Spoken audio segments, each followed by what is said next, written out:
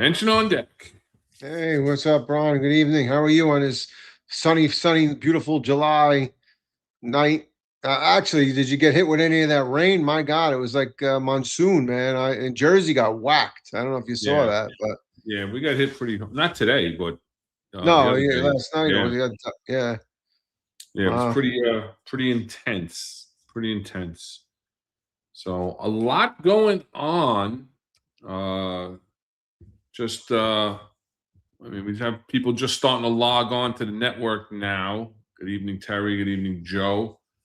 Um, but for those who aren't aware, on Monday, John and Marlon, uh, John and Marlon on the New York's Finest Tried and Unfiltered podcast were taken down. The live stream was taken off the air by YouTube for content, for violating YouTube's community guidelines because they basically were talking about the same incident that we're going to talk about tonight. And they showed a video that is viral on the internet that was embedded in the New York Post and other mainstream media outlets, photos that were on the front page of the New York Post and other mainstream media. And they were taken down for this content and haven't gotten an exact answer because, they have their automated AI monitoring system on YouTube, and they, uh, if they see certain content, the YouTube guidelines for firearms is that you cannot live stream someone carrying or transporting a firearm. But that's live streaming. That's if I take out a firearm now and I start displaying a firearm, or if I start transporting a firearm while I'm on YouTube Live and I'm transporting it, that's prohibited, which makes sense. But there are exceptions for podcasts and news networks that are showing recordings and still photos of such weapons. So don't really know what's going on. John appealed it. He lost his appeal. The show wasn't put back up. He's continuing to inquire about what's going on with these guidelines and where we violated, because there was no violations issued to the network. The network was temporarily banned from live streaming. That ban was obviously lifted because John was able to have a show with no issues this morning with Marlon. We're live now on YouTube, so we're not having a problem, and it's the same network. If his show was still banned from live streaming, our show would be banned from live streaming because it's the New York's Finest Retired Unfiltered podcast network. So throughout the show now, as of right now, we're at a point where we're not going to show any videos of anyone carrying any firearms, and we're not going to show any still pictures of anyone carrying firearms. So if we have a picture, we may show the picture and it will be blacked out, or I grayed out the area of the person holding the firearm so we can't get violated for some reason because we're doing a live stream, but we're not carrying the firearm. So I think it's a misinterpretation. I think it may be a glitch. Could possibly be that other people from other networks or that don't like the things that are said on John and Marlon show, on our show, have made complaints, and those complaints were taken into consideration, and the show was taken down. So until we get clarification from actual YouTube, we are going to be limited in our production and our showing of any firearms or firearm related content. So just so you know and you understand, that's where it's coming from. Thoughtful commenter 9 is saying that Monday show is up, but a censored version. Yes, it's a recorded episode. The network was banned um, from live podcasting, from live streaming like we're doing now. So had we still had that ban, we would still be able to on other platforms, Facebook, LinkedIn, Rumble, X. Um, we would still be live streaming, and then the recorded version that we have through our platform could be uploaded to YouTube because it's not considered live streaming. So that's the rub there.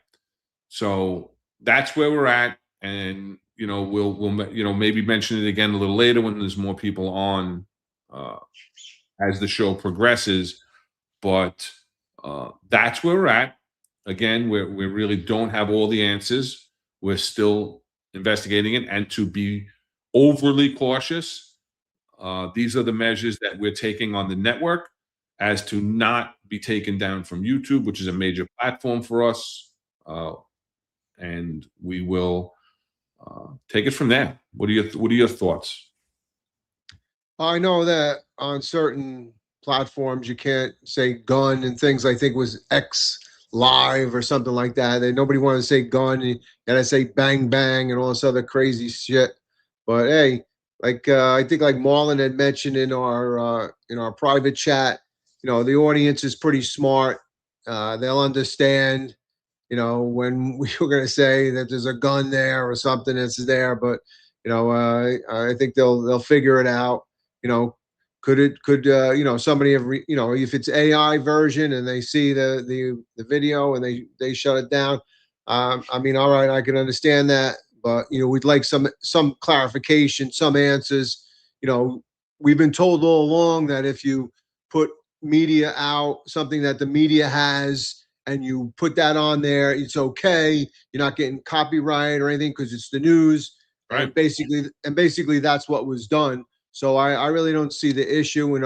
If just because AI flags it, and then there's some guy in a basement, eating Cheetos and bonbons, and decides that the finest unfiltered violated the code of ethics or whatever. So you would like some clarification and clarity. That's all. But hey, we'll play the game, and hopefully we can get back to where we were. But like I said earlier, the audience is smart. They'll understand when we're saying something, and understand when it's not visible. They'll understand what's going on with it, and we can verbalize it too. We can still explain it. So Yeah, you know, no, absolutely. But there are absolute exceptions to the firearms rule, and that is that it's from a verified, or from a news media outlet, or we are commenting on such, and still photos. It says still photos are absolutely allowed. However, it was the live cast, as a lot of people are saying here. Mikey G and Metal Detector, Long Island over here. He was watching it. As he says, they were having a really good conversation. They had thousands of viewers watching the show. It was very high volume on YouTube as well as on the other platforms, and they decided that they could take it down. And it's uh, we think obviously it's completely an error because we don't think that we violate any rules. Again, they were playing a video that was embedded into a mainstream media news outlet, as well as showing the still photos. So we're not going to show the video because I wasn't going to go through a process of editing and trying to edit out the gun at all times through the video. We'll discuss it, what happened in the video, and we'll have to just go from there at this point. So, yeah, don't forget we also live stream on X, right? And I right. believe Facebook. So I know that Facebook, LinkedIn, Rumble, we're on right now. So we're on the Finest Unfiltered. So if we ever go down on YouTube, which is the main platform, but again, we have a lot of people that watch on X. So like even right now, we have over 100 people watching on X right now We broadcast on John D. Macari, The Finest Cast, Eric Dim Cop, and 110 Big Guy, which is my ex. So at any, if at any time we go down, you can go over. So, subscribe to those X accounts if you're not already subscribing. Also on Facebook, it's New York's Finest Retired and Unfiltered podcast and Finest Unfiltered on Rumble. So if we ever get taken down or go down on YouTube, you can go to those other platforms to continue watching live. And if not, we will go and put the video will be put up as a pre-recorded episode minus whatever content that they say we violate will be edited out. Just like sometimes we get a copyright infringement because of background music, then John has to edit out that portion with the music and we can put it back up. Otherwise we can't. We'll get a strike. There's different levels, warnings and strikes and so forth. So good evening to Tommy Joyce. The last night was the first night we didn't have a live 10-4 Tavern episode because the tavern is closed, as you say, for renovations. Hopefully. And so Tommy, welcome. And we're gonna keep on keeping on, but just so everybody knows, that's where we're at for that. And yeah, Housing for Life confirms the show is monitored. What? It is true. Yeah.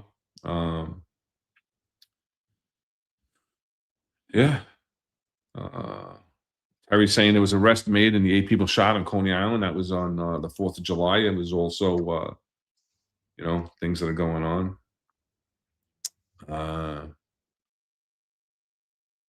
Yeah. So what else is going on? How was your 4th? Yeah, quiet. I mean, I saw Young Washington. What a great movie.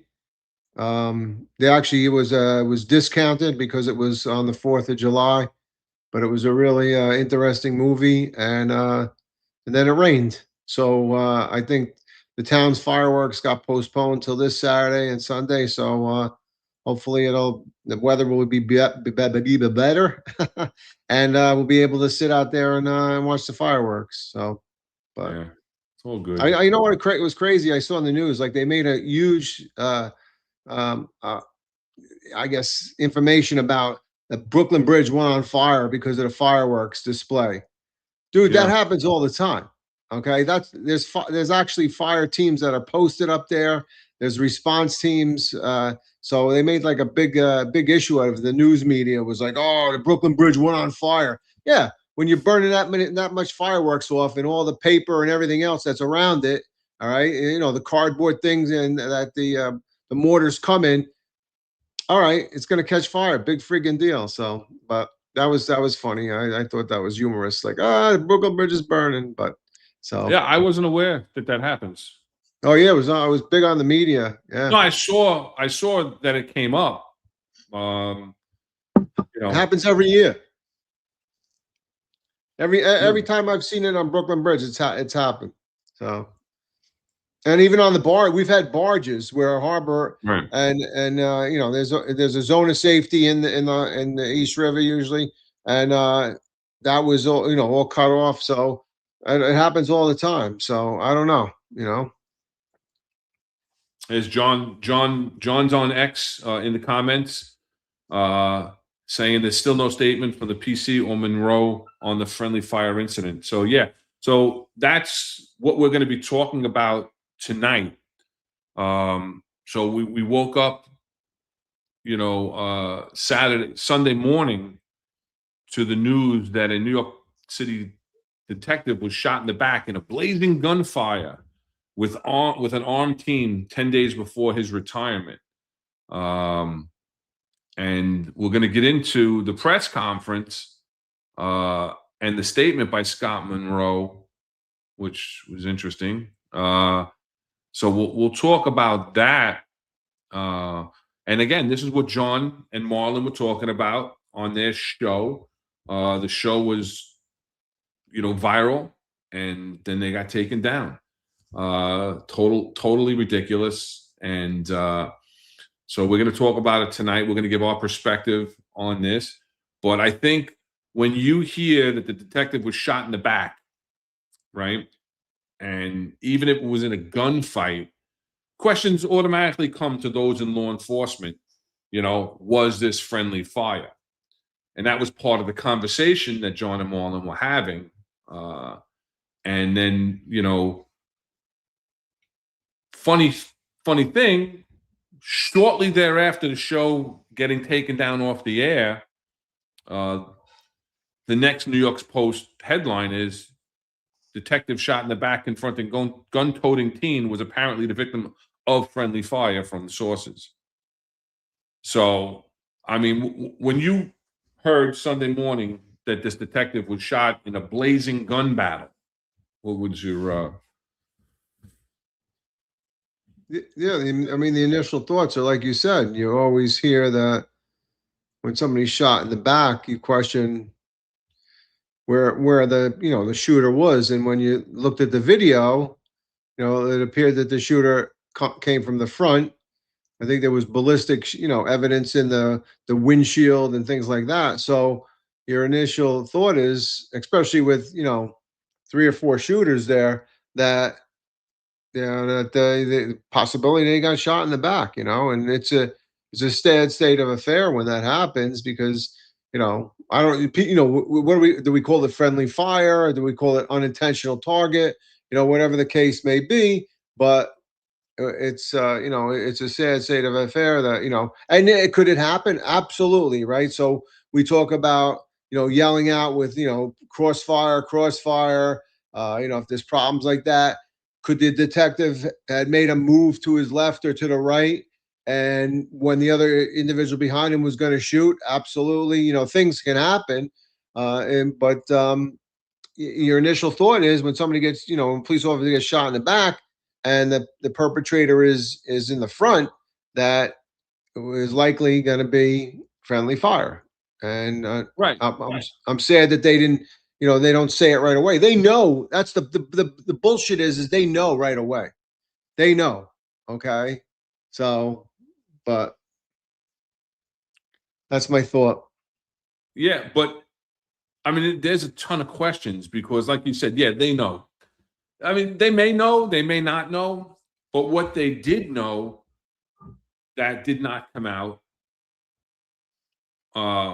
There's a lot of things. So let's get into these are the shots that were in the newspaper about just what you're saying, right? We don't know exactly where the detectives were positioned. We don't know if they shot from within the vehicle, if they shot outside the vehicle. She says that they exited the vehicle, but she doesn't say they exited the vehicle and shots were fired. But we're looking at a lot of evidence on the sidewalk as if they exited the vehicle and then rounds were let go because the cartridges are ejected. It's my hands. It's not a gun. Don't worry. Don't take us down, please. Cartridges are ejected, from their firearms, but this could be any evidence that they're taking pictures of. We didn't know if the perpetrator had fired at them. So you don't know if those bullets are coming into the windshield from the perpetrator, if they're coming out of the vehicle from the police, if they're coming from the police firing from different directions at the perpetrator, because we don't know if the perpetrator was on the sidewalk. We don't know if the perpetrator was in the street. There's conflicting reports that he was walking around the vehicle. Then they saw him with the gun in the hand. But there was the video that John and Marlon were playing that showed the perpetrator, an 18-year-old man from Orange, New Jersey, right? Who's in Brooklyn at Nostrand and St. John's for whatever reason we don't know, by himself.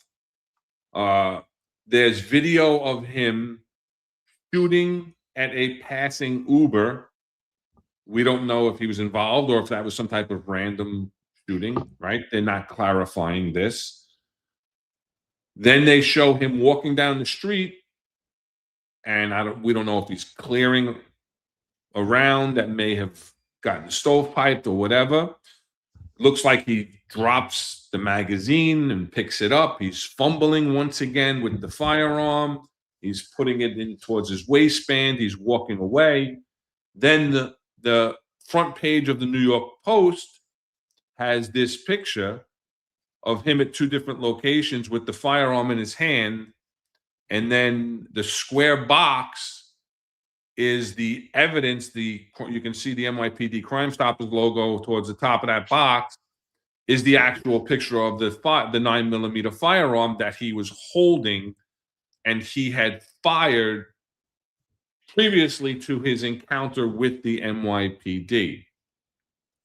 But you found all this out from the news later on, from video canvases, but this information wasn't provided by the police department. And like John said in his comment, they really still haven't come out and clarified anything.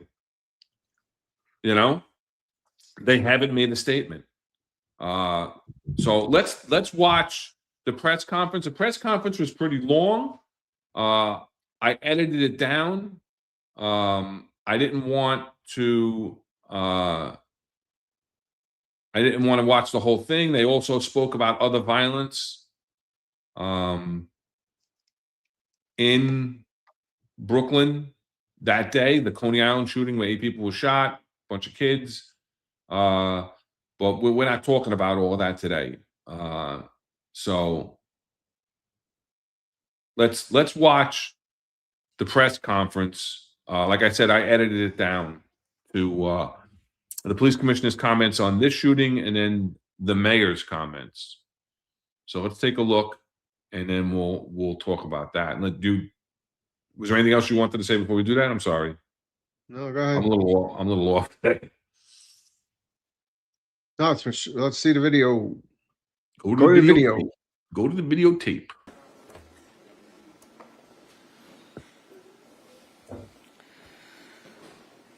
Good morning. I am here to brief you on a police-involved shooting that resulted in one NYPD detective being shot in the Crown Heights section of Brooklyn. The information that I'm about to provide is quite preliminary, and it is subject to change.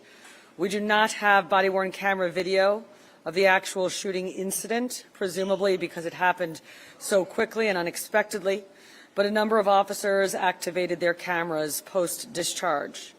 What we can say at this point is that at approximately 4:14 this morning, officers assigned to a mobile field force detail in the confines of the 7-7 precinct were parked in an unmarked police vehicle on the west side of Nostrand Avenue and St. John's Place when an individual approached their car. That same individual was captured on CCTV video 5 minutes prior and 1 block north with a firearm in his hand. Given the lack of body-worn camera in this incident, the circumstances of the approach are still unclear, but we can say that officers exited their vehicle and attempted to engage the armed individual. There is also ballistic damage to the department vehicle that the officers were sitting in, including bullet holes in the front and rear windshields and the passenger side of the car. 3 officers discharged their weapons. The subject was not struck. After a foot pursuit, the subject was... Let's stop it here. She's saying so much without saying anything at all. She's not saying where the officers were when they discharged their guns, their firearms, whether they were inside the vehicle or outside the vehicle. And again, just so everyone knows, there's no body-worn camera. The body-worn camera policy states that detectives must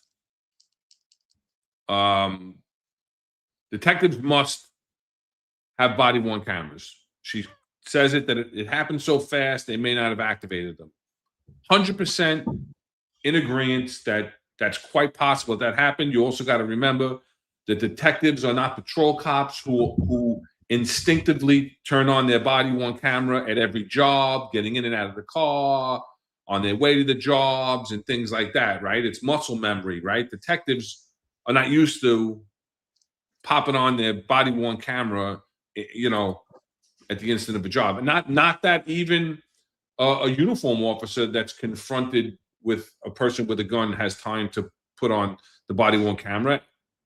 And that's one of the things that we've complained about in the past is that, you know, cops are so ingrained that it may be a tactical disadvantage to fear that they're going to get in trouble for not turning on their body worn camera instead of taking the action that they need to take. But I mean, she's saying there's holes in the vehicle, in the side, in the front, in the back. They exited the vehicle to confront him. But what did you get out of what she said? Well, not much other than the fact that there was bullet. If there's bullet evidence in the rear windshield, I would assume that that came from the perpetrator. That would be my presumption. I know John and Marlon spoke about this. The body worn cameras have a buffer. So unless those body worn cameras were completely off, then there should have been some sort of recording, because after the event, once they activated them, that buffer, it will show, other than audio, right? You always see the buffer. There's no audio. There's a buffer, and then all of a sudden, then the audio activates after, I think it's a minute or whatever. So 1 minute, right? That's the that's the preset that Axon has with the NYPD contract. Is a 1 minute buffer on a 1 minute loop. It's on a constant 1 minute loop. So as soon as you activate it, the previous minute was recorded with no audio. Right. And then the audio starts as soon as you activate it.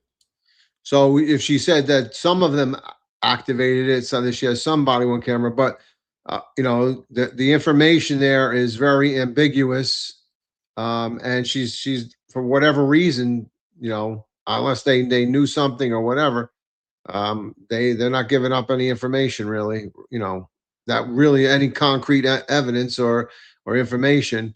And I think most of their video comes from storefronts and things like that. So it doesn't even come from the body worn camera. So I don't know.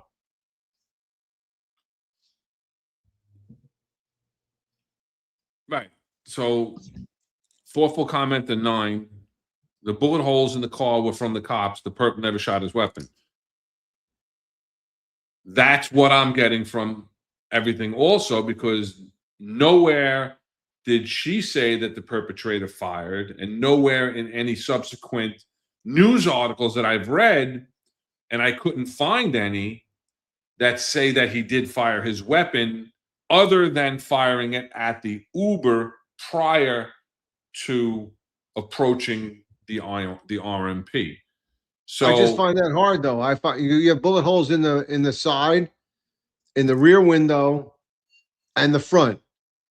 So now you're saying if it's all cops firing, where are these bullets coming from? They're shooting around the car. I mean, well, you have 4 people in the car, so 3 shot. 3 people, 3 of the 4 discharged their firearm. We don't know if, I'll go back to that photo. Well, I took it down, right? But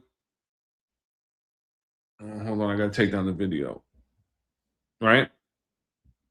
So the bullet hole, that's the side door, right? That looks like it was shot in, right, from the outside. That bullet hole there in the windshield, we don't know. Yeah, the front windshield I'm not concerned about, because you can see cops firing out. Firing from the inside out? Yeah, listen, I don't see a problem with that. If the windows are shut and there's a guy with a gun, you can do that. It's not the greatest thing to do. But my question is that she mentioned the rear window of the vehicle. How do they shoot out the rear window then? That's why I personally think the the perpetrator shot? I don't, because I think they would have, at this point, they would have made a statement because they'll have the ballistic evidence, right? It was a 9mm that he had. So they're going to be able to differentiate our rounds from his rounds. I doubt that he's using the same exact rounds that we have. Well, you wouldn't have the round. You're saying the shell casing. You would have the shell casing and be able to identify the shell casing. If it ejected, if he stovepiped or he jammed, that would have still been in the gun, and they wouldn't have had it found it on the floor. I'm just saying. Right. To me, I don't understand where the bullet, how the rear window gets shot out. Because if you get people exiting the vehicle, because you see there's another video from CCTV that shows the one male detective that's exited the vehicle, running for a point of cover from the rear side of the vehicle. Now, did he fire prior? If you looked at the original video, and I wish we could show it, there's a time gap in that video. There's a time gap in that video that does not show the shots being fired, which is questionable to me. If you look at the timestamp on the video that was released, it shows the male walking up towards the car, and then there's a time lapse, and you see the male detective or police officer, I'm not sure what he is, running back away from the RMP. Now, when he exited the vehicle from, we don't know wherever he was sitting, could he have been firing at the perpetrator, and that his round went through the back windshield? God. We don't know, but we don't know also where Detective Carroll was at the time that he was shot in the back. Was he in the RMP when he was shot in the back? Was he outside of the RMP when he was shot in the back by the friendly fire? So you have people exiting the vehicle, and you have rounds all over the vehicle. So again, we just don't have the answers. It's pure conjecture on our point.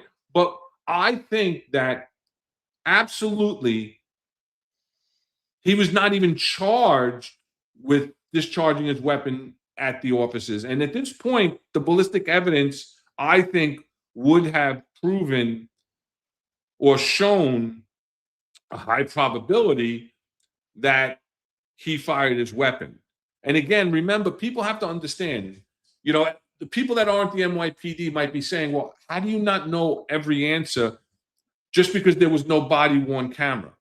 Body-worn camera, we're allowed as executives at any shooting, the force investigation unit comes, the first thing they do is they confiscate your body-worn camera, and they have the equipment to download your body-worn camera and view the body-worn camera footage. You're technically not allowed to ask the officers involved in the shooting any questions until you get clearance from the integrity district attorney. So that's why people might be asking, well, how do you not know? Won't the cops just tell you this is what happened? The cops aren't questioned. A lot of times you'll find out if you have a relationship. Hold on. Now, one of them is questioned, though.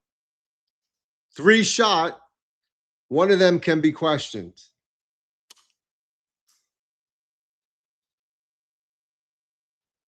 I guess, yeah. Yeah. He didn't shoot. He could be questioned. There had to be answers, like he or she, because there was a female officer that was injured. Now, maybe she's the one that didn't fire and she got injured, so she's not going to answer questions because she has to get medical treatment. Right. Yeah, okay. And that's when you got to send somebody to the hospital. You got to get the delegate involved. Hey, listen, guy, I need some kind of story. Right. That was always the thing. Right. We used to respond to these things and go, listen, I understand, but I got to tell the police commissioner what the hell. I need a general consensus. But that was before body-worn cameras. I'm saying that whatever injury she has in the hospital, okay, could be tendinitis, it could be anything, could be a leg injury, whatever. Yeah, but she had a shoulder injury and all right, so she could be questioned in the hospital. Like somebody can go there and literally ask her questions specifically directed and narrowly related to the incident. I think 2 hours or whatever. In 2 hours, she's entitled to get a delegate or whatever, but she could be questioned in a how, like when a Well, supervisor, that when a 2 hour supervisor, rule is not a huh? real rule. We know that. That 2 hour rule is not a real rule. Right. It's a It's courtesy. always been a courtesy rule, right? Yeah. But what I'm saying is, so let's say even if you gave him that and you go in there and then you get, because you don't have to be taped to be GO 15. Everybody, that's a misconception. Okay. Yeah. When a supervisor talks to you, relative to a job, that technically is almost a GO 15, right? So, there should have been more answers, all right? Especially since one of them did not fire their weapon. So if it was her, then she should have be able to give information, exactly what happened. Now, if they jumped out and they would, like Mikey G saying, and they tactically retreated, which is a good move. There's a guy with a gun, and they're going to go to the back of the car, look for a point of cover. But if they're letting rounds go, and the round goes through the rear window and into the vehicle, then firearms control is way off the cuff right there. That's a bad scenario. That's a crossfire potential immediattle, and it should have been 100%. identified. So we talked about you put your gun here or whatever. I forget the name of it, but you put your gun here, and you come around, and then you raise your gun when you have a clean sight. So I don't know. Right. That's the training. And, not everybody follows the training. Again, you go to the range once or twice That's a what year. it was. The soul position. Right. Soul. Yeah. Right. Soul. And, but, they see a guy with a gun. If somebody, remember mass reflexive response, right? Mass reflexive response is 100%. One person starts letting rounds go, other people start letting rounds go, even though they may not even know what the target is that they're shooting at. They're taking for granted that somebody's shooting at something legitimately, right? And so with mass reflexive response, it could have been that as they're exiting, they believe they're being fired upon.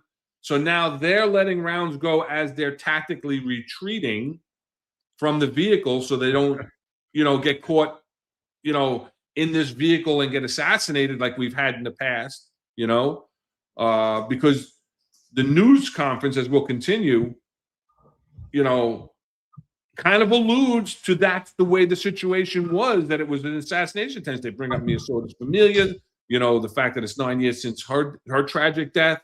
And Lou and Ramos, right? Lou and Ramos prior to that, 100%. So, but yeah, it's a friendly fire situation. No friendly fire, or as you say, unintended target, unintended target fire. I mean, how did you word it? Unintentional target, yeah. Right, that it was an unintentional target that was hit, which could have been a civilian or a member of the service in that instance, right? That an unintentional target happens to be the MOS. They're calling it blue on blue, friendly fire, whatever you want to call it. They're retreating from this vehicle. Again, we don't get clarity. We're not getting clarity from the police commissioner. And when it's blue on blue, they don't like to give the clarity. They don't like to, get that criticism out there and have people criticize what happened. But it's not about criticism, like you said. It's about training. It's about trying to prevent this. It's what we talk about all the time with this Monday morning quarterback, which, we don't want to blame anybody there for what happened in a chaotic scene where they believed they were being fired upon, or as you think they possibly were being fired upon, and they're returning fire. And, listen, it brings me back to Brian Mulqueen. Mulqueen, right, in PSA 8, and that tragic friendly fire situation where he was killed.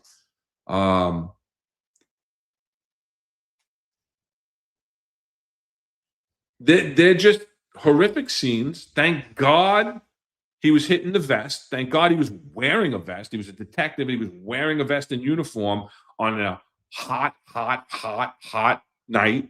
He's been working for, we don't know how many hours, right? He was part of the July 4th violence reduction plan. Their prior post was at a Sale 250 event, and then they were post changed to the violence reduction plan in the 7-7, and that's where they were sitting, right? So we don't know how many hours they were already working, how exhausted they were, how many hours they had worked prior at maybe a FIFA or another event, or maybe they were assigned to Taylor Swift to her marriage on Friday night. You know, we don't know. We don't know how many extra hours that they were forced to work on these 12-hour tours, and how many hours. What time did they start? It was 4:12 a.m. when this shooting happened. When did their tour start for Sale 250? Nobody mentions it. The union doesn't bring it up. He just said they work a lot of hours. Total bullshit. You know? So yeah, it's a horrible thing. We don't have enough information. We don't have the body-worn camera. I don't think we're going to get the body-worn camera footage from it. I don't think we're going to get the full CCTV footage of it. Not that we can play it anyway at this point, even though police body-worn camera is an exception to the YouTube rule that you're allowed to show it. But you know, it's a horrible situation. And yeah, it appears that another question. Here's another question that they have the absolute answer for. How many rounds were fired? They know 3 officers fired. They're not telling you how many rounds. They're not telling you how many rounds each officer fired. You know that because what's the first thing we do when we get to a police-involved shooting? Secure that officer's firearm, and a supervisor must check the firearm for how many rounds were discharged. It's one of the first things you have to do. And then that officer will report to Force Investigations that they checked the firearm and there was 10 in the magazine, 1 in the chamber, right? So that means that 5 rounds were fired from that gun, if it was properly loaded. So they know of those 3 officers, how many fired, how many rounds. They know if they fired from inside the car or outside the car. They know where Detective Carroll was when he was shot. Was he in the vehicle? Did one of those rounds go through the back window and strike him in the back? Was that back windshield shot from the MOS that was retreating and he was still in the vehicle and he got shot? We don't know because they're not giving us this information.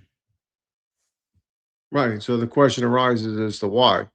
When they have all the information available to them, like you said, how many rounds were fired, we have an officer that didn't fire, so she could give more information about it. There's information that's there. Now, is it a rush to get to the podium? She said, what did she say? This is very preliminary. I've never heard that before. What the fuck is very preliminary? Either it's preliminary or it's not. Okay, there's no such thing as very. So, and maybe you should get your facts together before coming up to the podium so that there isn't questions. Because when you see that they're ambiguous and they're leaving information out, that tends for us as former law enforcement, it tends for the media, it tends for the regular civilian that there's some sort of cover up, that there's something missing, because there are pieces missing. And if you don't have that information that can give you the full story, or at least the best story at the time, and we all know the stories are subject to change, but when you leave out information that is readily accessible at the time of the press conference, then it leads to speculation that there's something else afoot in relative to this thing. And why, people have mentioned it in the chat, like, we didn't see any pictures of the perpetrator. We didn't see any information about the perpetrator other than where they're from. There's no name or anything else. So why not? Right. Ernie Morales, who was our guest last week for an interview. Go back and check that out. It was a great interview. Retired deputy inspector and police chief in Minneapolis, and first deputy commissioner upstate. Stick around for the end, Ernie. You got added to the outro. But Yeah, that was another thing that was very highly suspicious, just like you said. Why didn't they? If he's shooting at the police, why didn't they give his name? He's 18 years old. His name is released now, and he doesn't appear to have any prior criminal history. Right? Yeah. I haven't seen anything on a prior criminal history. I tried to Google it. Nothing came up. Crazy. No, I mean, I also, some are saying that, to do that, to approach a police officer's car like that. Now, it's very brazen, right? That's the first thing. Second thing is it's what's their intent. So if you look at the previous incidences of Lou and Ramos, other times, poor Eddie Byrne, right? They all Yeah. say when the officer's sitting there, maybe not as attentive as they should be.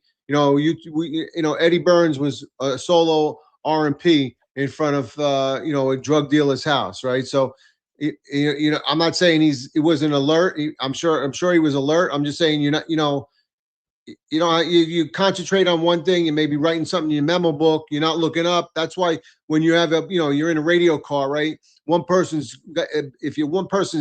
head is buried in the computer in the mobile. I don't know if they still have mobile digital terminals or not, but we know one person was buried in the mobile digital terminal. The other guy was looking around, looking in mirrors, checking around, making sure that nobody came up on you because that's what happened. So when you look at that and you say, this individual sees four guys sitting in a car or three guys and a girl sitting in a car and maybe not being attentive. Why? Because like you mentioned earlier, they've been working for God knows how many freaking hours. They're exhausted. They should have been relieved. When they were told, they probably, hey, guess what? Your post changed from the detail to go do this crime reduction plan. It was like, are you freaking kidding me? We're exhausted. We want to go home. And that's the last thing you want to do. And you're sitting in your car. You're not as alert as you should be. And this moron comes over and decides he's gonna, do some harm to you because maybe you're not paying attention and stuff. And then he produces a gun. Or is this whole thing like if he didn't fire his gun at all at this officers, was this a suicide by cop? I don't know. It could go either way, but. That hour in the morning, 4 o'clock in the morning, the guy comes from Jersey. He has no previous record.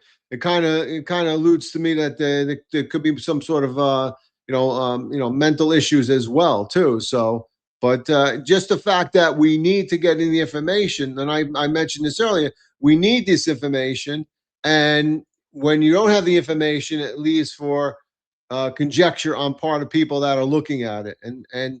Tish, Tish, I'm sick of Tish right now because she's a speed reader. She's got to slow the fuck down and articulate what she's talking about so we understand it, not go from sentence to sentence to sentence to sentence so she can get as fast as she can off the podium. So, I mean, it's just a terrible thing, So what's Mikey G saying? The chief, we all know that these details go and they're sitting in the car. Three of them are inspecting the inside of their eyelids. One guy is awake. Yeah, and listen, I can understand that. I've been on long details, and I mean the World Economic Forum was a friggin' bore. I hated that one. Sitting in a van, and you know what? You kind of tell people, hey, close your eyes because you want to rest. You have to rest, okay? And you tell a couple guys, all right, you guys close your eyes. And we'll keep an eye out. So yeah, absolutely, Mikey G. It could happen, and I'm not saying it's the best thing to do out in the street, but sometimes you have to do it. You have to do it. You're exhausted. So yeah, I mean, listen, what's the rule? 1 in, 1 out, right? You need force protection. All four of them, if we're going to criticize a little bit, all four of them shouldn't have been in the vehicle, sitting in the vehicle, Yeah. But like you said, the reality is, how long were they on their feet prior to sitting in the car? Yeah. How long they should be out there, right? How long were they at this corner prior to this mutant approaching them with the gun? We don't know. We don't know how long they were at Sale 250. We don't know what their assignment was. Were they in a mobile field force? Were they in a car most of the night? Were they out on the street in 90-degree weather? It was hot as hell. It was hot as hell on the 4th of July. You know, I was in a tuxedo, sweating my ass off. Imagine having to wear, a non-breathable uniform with a vest that holds that heat in. I remember pulling the heat, pull in days like that at details, when you pull your vest away from your chest and the heat that comes up from inside between your vest and your body. And you're just your undergarments are just saturated, you know, no matter what you buy, Under Armour or anything else. And when we were cops, there was no Under Armour. You just wore t-shirts and you cut the neck and whatever. It's just, we don't know.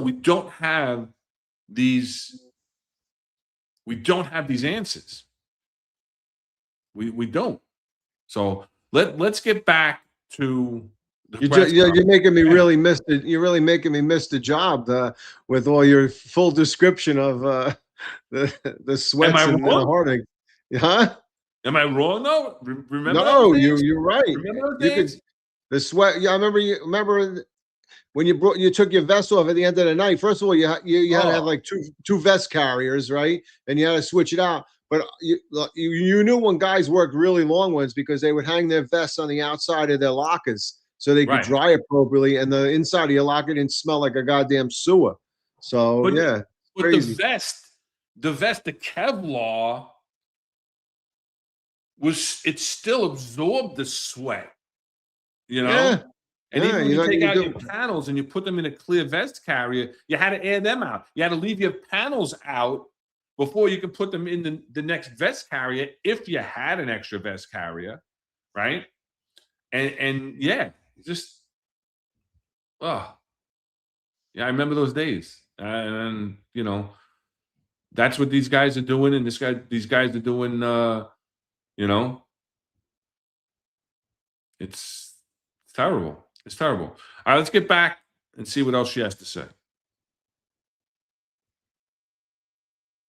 Apprehended a few blocks away from the incident location at Rogers Avenue and Union Street. During the apprehension, the subject resisted arrest and refused to be handcuffed. A taser was deployed and the subject was taken into custody. A SAR 9mm firearm was recovered. During the gunfire, one detective was struck in the back of his ballistic vest. X-rays show a contusion to the detective's back near where the bullet struck his vest. A second officer suffered a contusion to the face and the shoulder. The officers involved in this incident were there as part of our 4th of July violence reduction plan to address ongoing crew violence in the area. The officers had been reassigned there shortly before midnight from a SAIL 250 detail in Lower Manhattan earlier in the day. The injured officers were immediately transported to Kings County Hospital. The officer who was shot is Detective Robert Carroll of the Sex Offender Monitoring Unit. I have visited with Detective Carroll, and I am grateful to report that he is expected to make a full recovery. His ballistic vest performed exactly as it was designed, and today that vest saved his life. I want to thank the doctors and nurses and staff at Kings County Hospital for the excellent care that they are providing. The individual in custody is an 18-year-old male. We are not releasing his name at this time. Investigators are currently conducting an extensive camera canvass. Because many businesses were closed overnight, we expect to recover additional video in the coming hours. What happened this morning is another reminder that police officers never know what they will encounter when they begin a tour. Even what appears to be a routine patrol assignment can turn life-threatening in just an instant. I would be remiss not to mention the weight of today's date, July 5th. 9 years ago to the day, Detective Miosotis Familia was assassinated while sitting in a command post vehicle on an overnight tour. She was murdered without warning for one reason, and that was because she wore an NYPD uniform. I will now turn things over to Mayor Mamdani.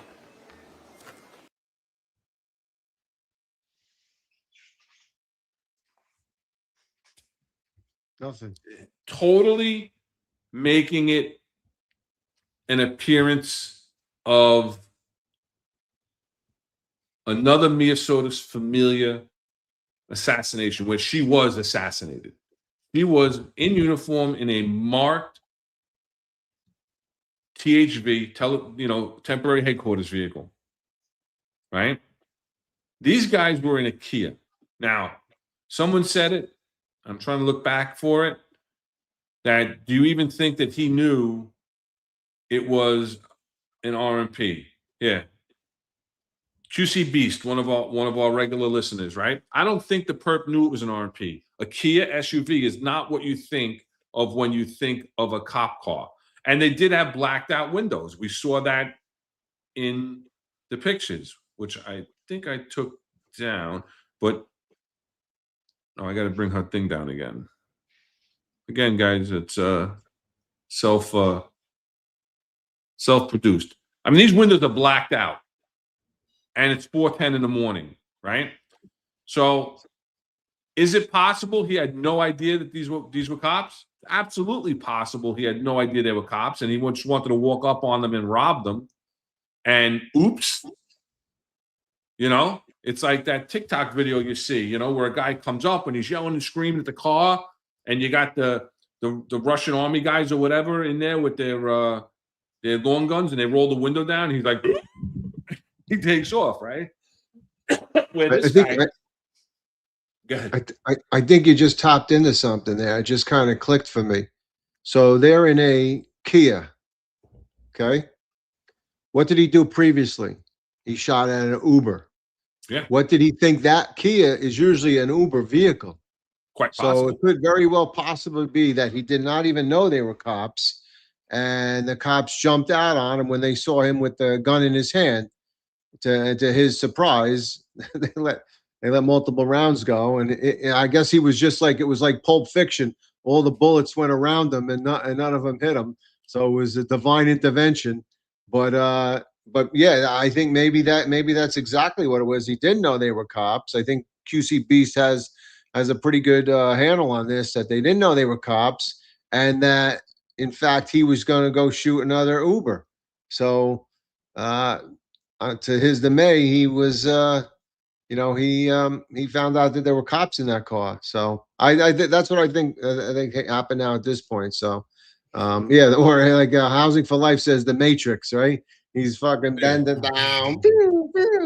Could be, yeah. So yeah. But it's true, and again, because there were news reports that he kind of circled the car, right? Yeah. And he had his gun out in his hand. So the car's running because the air conditioning's running, because these poor bastards, been out in the heat all night. I think they're riding four deep. They're riding 4 deep. So it could be an Uber. Right. And the air conditioner's on. The windows are blacked out. He's trying to look into, check his mark out. He's got his gun out. They think that they're going to be assassinated, which is 1,000% rational thinking. Right? We have seen it in the past. We have seen it. We're going to talk about it a little bit later, about how many officers are ambushed throughout this country in the last couple of years. So their reaction is completely justifiable. Right? Remember, number one, you don't need to see the glint of steel, according to the Supreme Court. But here you have someone where you see a firearm in his hand openly, is what we're told, and what you see on video. Wait, right? Hold on. I don't think he was not live streaming on YouTube then. If he had a gun in his hand, he would have got taken down. He would have got taken down by YouTube. Yeah. Yeah. YouTube could have prevented this whole thing. Right? I don't know, man. But so yeah. And then again, so now some of them jump up. They may not, like you said, maybe one or two of them had their eyes closed.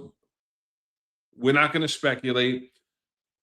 They could have been working for 14, 16 hours already and been totally exhausted. Don't have your total wits about you. Don't have you're not as sharp as you normally would be, right? So some of them start exiting the vehicle. Maybe he raises the gun and doesn't fire it. They feel threatened, right? Because remember, it's what their perception is of the threat. They start firing at the perpetrator. He doesn't get hit by an unknown amount of rounds that are fired by the members of the service. And unfortunately, Detective Robert Carroll is struck.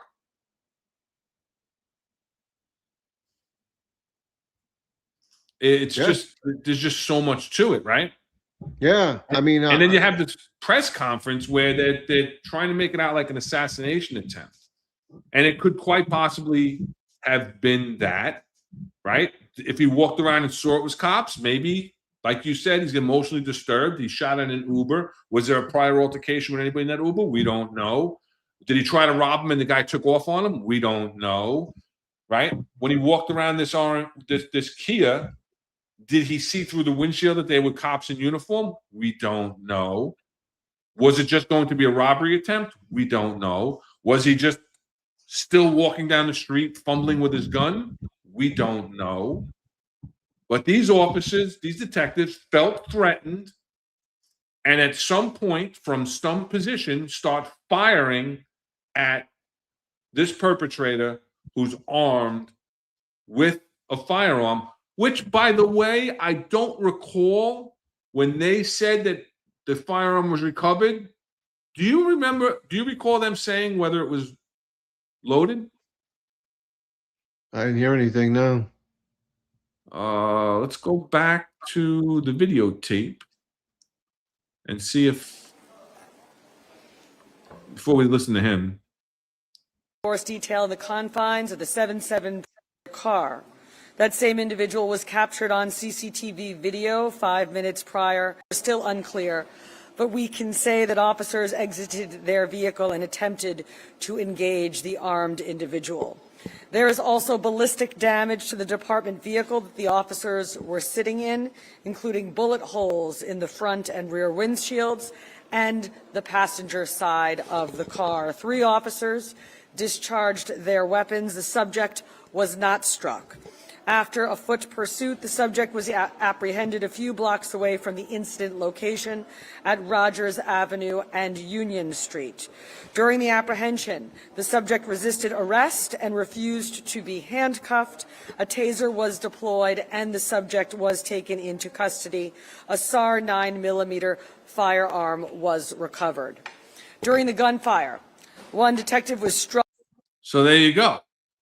She did not say a loaded SAR 9mm gun was recovered. She just said that the gun was recovered. So we don't even know if it was loaded at that time. Maybe he shot his last rounds. Not that it matters. Not that it matters, because justification, it doesn't have to be a loaded firearm, right? He's got a firearm. If they feel threatened and their life feels threatened, they have the right to use deadly physical force against them. Listen, we are not by any means saying that this is not a justifiable discharge by members of the New York City Police Department by any means whatsoever. Tactics have to be looked at. Tactics have to be questioned. Tactics have to be discussed post-incident to try to prevent these tragedies from happening in the future. That's what we're saying. There's just so many questions that we just don't know the answers to that lead us as prior shooting team leaders, right?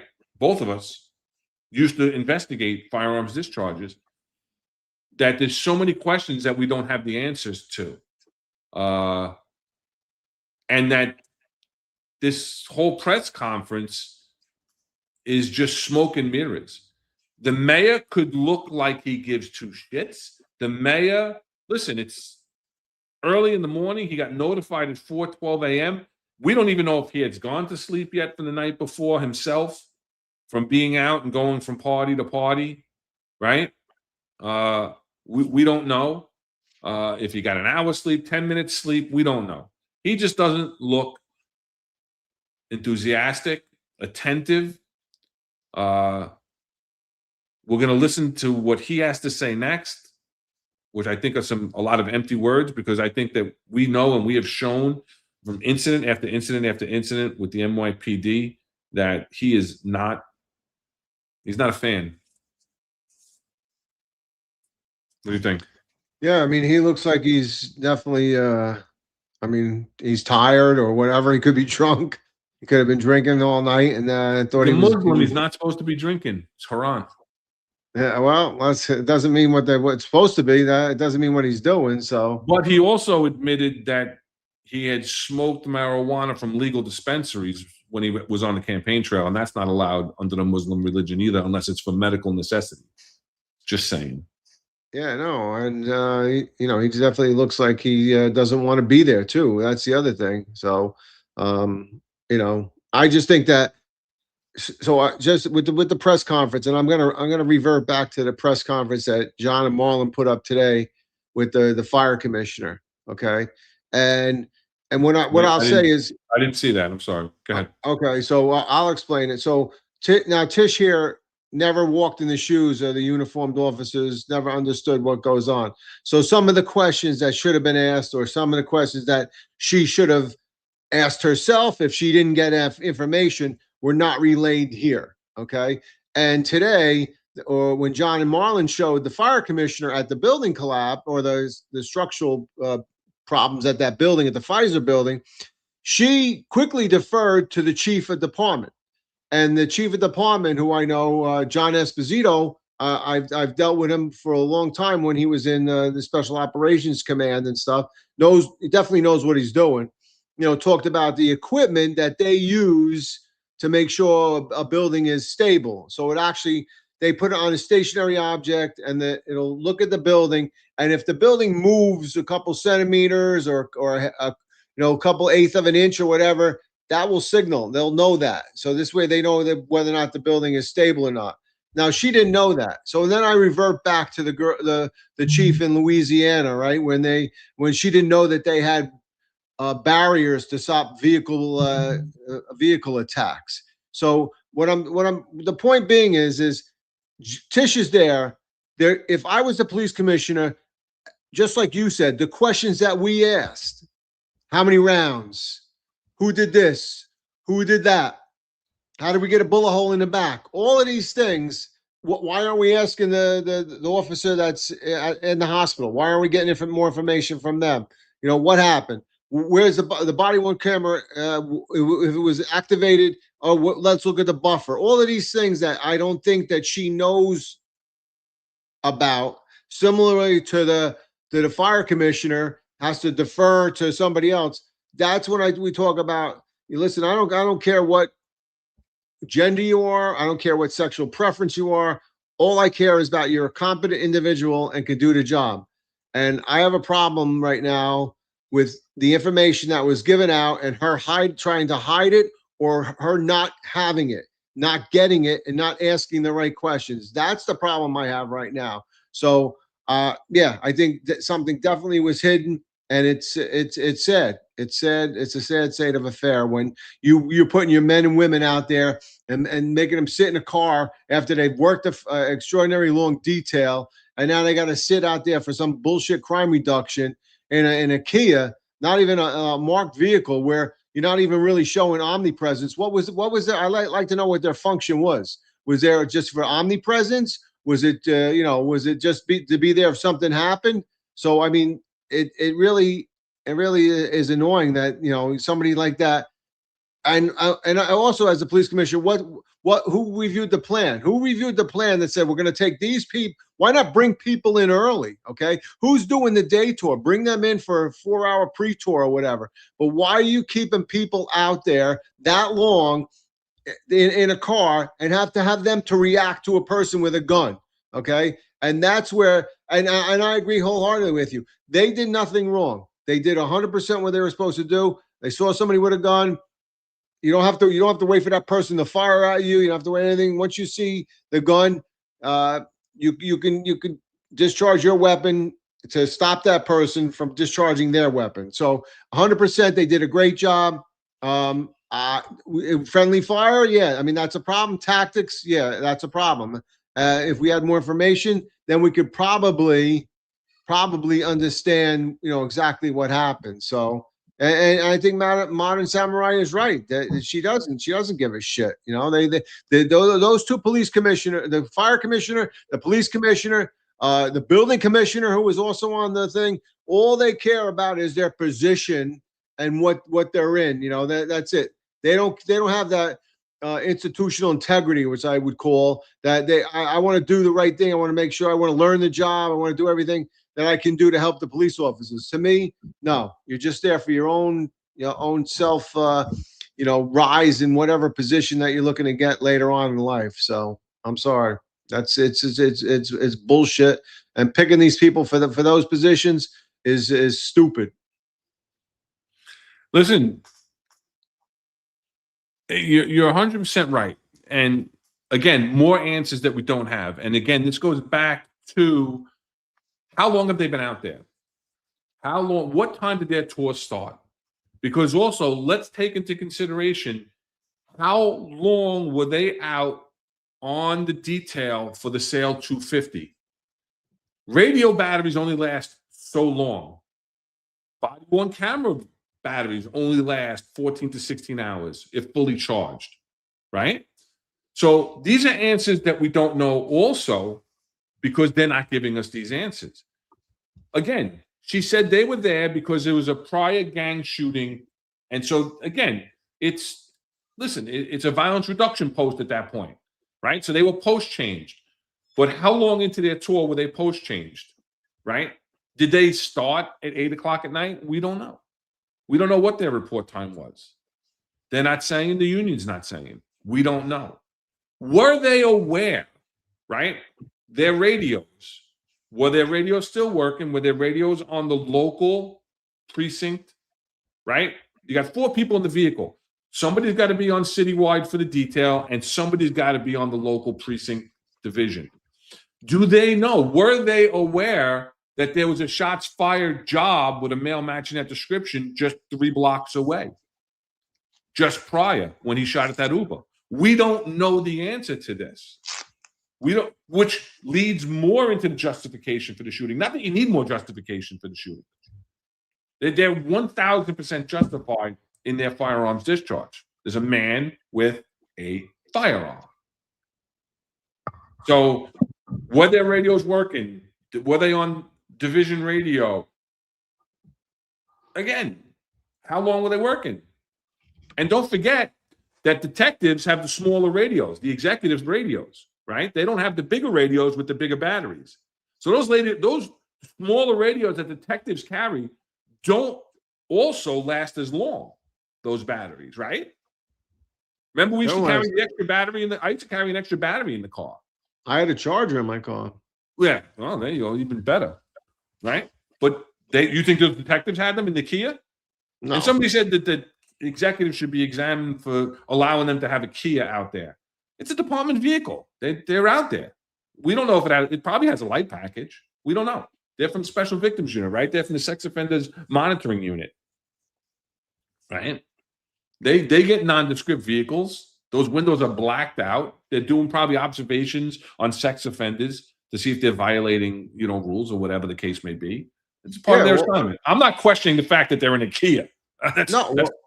I could see a Kia be used for, to interview victims of rape and stuff like that, so that it's not like a marked police car pulling up and you're knocking on somebody's door. You want the nondescript type of vehicle, and to the fact that they shouldn't have let them out there. They're probably not given any other type of vehicle to be out there. This is only they're going to use what they can. And if it was an all hands on deck, most of the vehicles that are being used or in your fleet are out, so you're going to take what you can. You're not going to be taking like somebody said earlier, the Iron Horse and stuff. I one time I remember working the West Indian Day Parade, and we took the train from the Bronx all the way out to Brooklyn, and that was fine taking it there, but getting home, it was a friggin' nightmare, bro. You're freaking exhausted, and you're on the train. You don't want to sit down because you're gonna fucking be exhausted,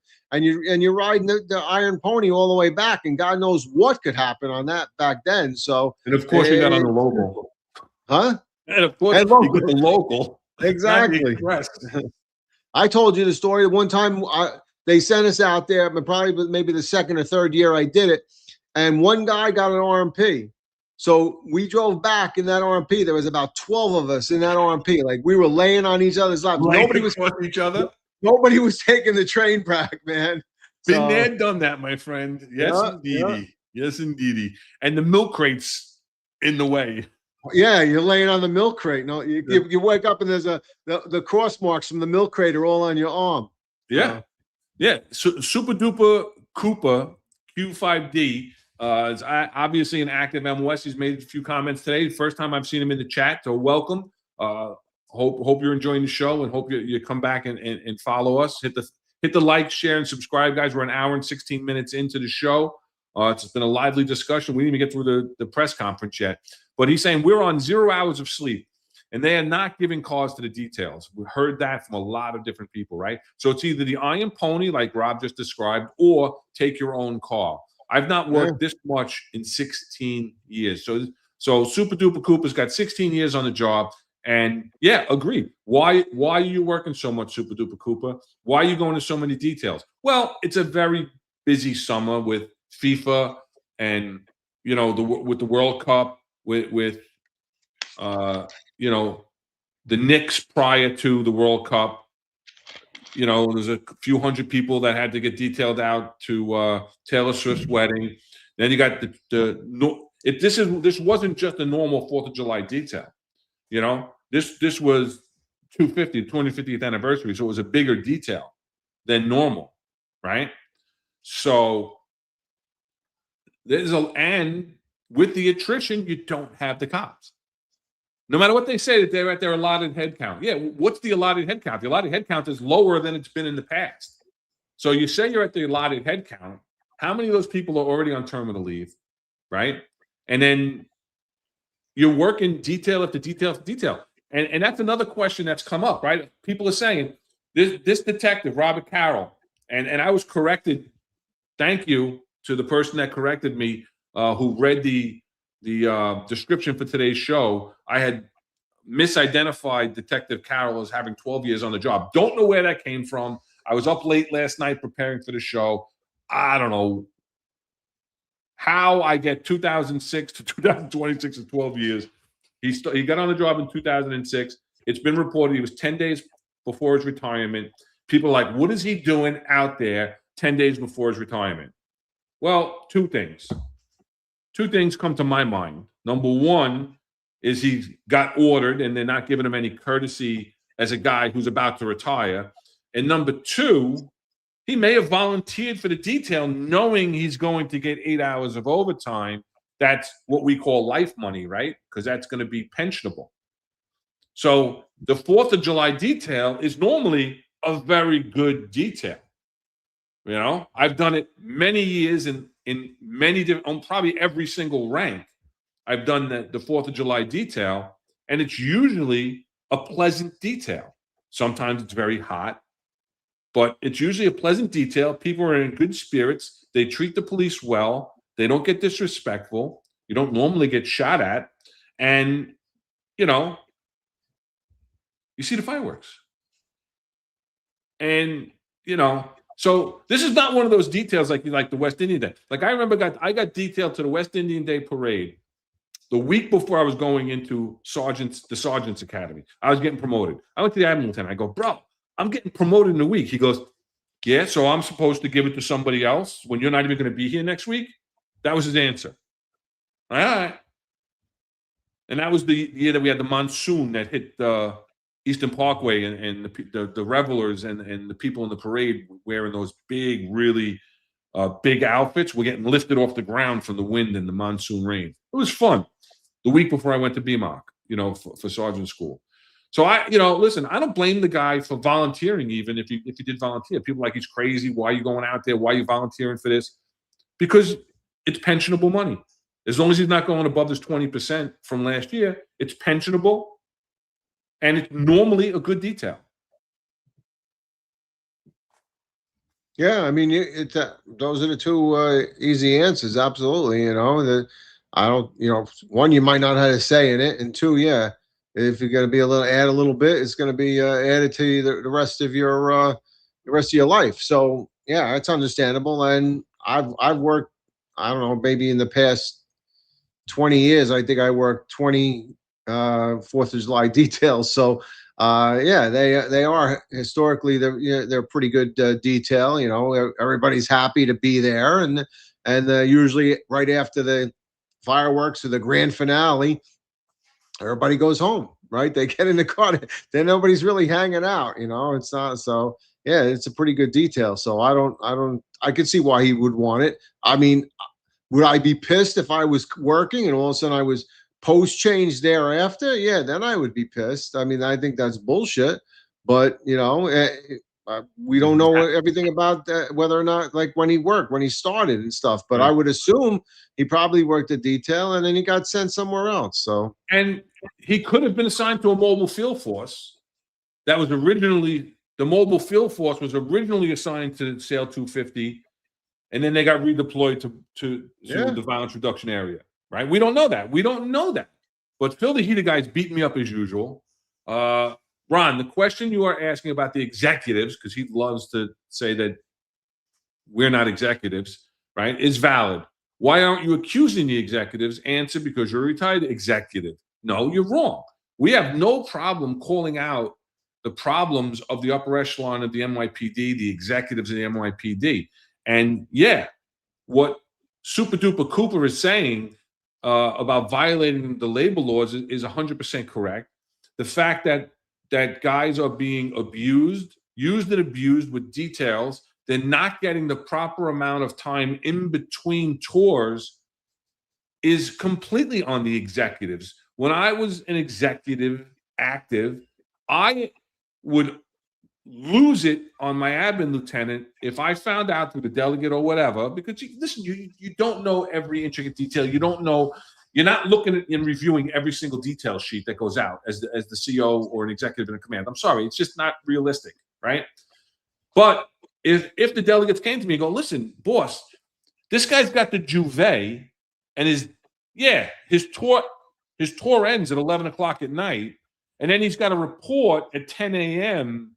for the parade. Yeah, technically, he's got 10 hours off in between each tour, 11 hours off in between tour. But we know the reality of the juve is this guy's not getting off at 11 o'clock at night. He'll be lucky to get off by 8, 9 o'clock in the morning, and then he's got to report for the next one. You're 100% right, Phil.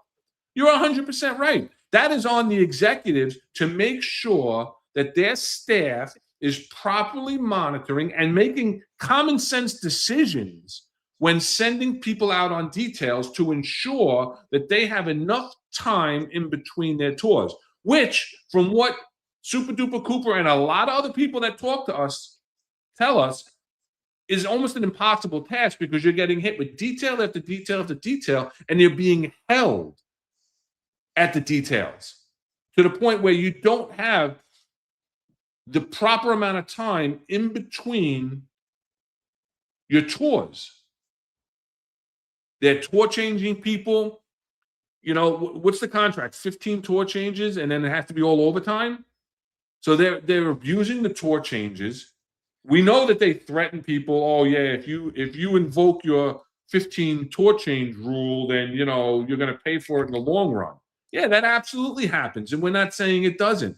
So I'm not, because I'm a retired executive, going to sit here and protect executives that aren't doing the job right and aren't looking out for their membership. I'm sorry, that's not the way we operate. Rob doesn't do it. I don't do it. John and Marlon and Eric absolutely hold the flame to the flame to the feet of executives, but so do I.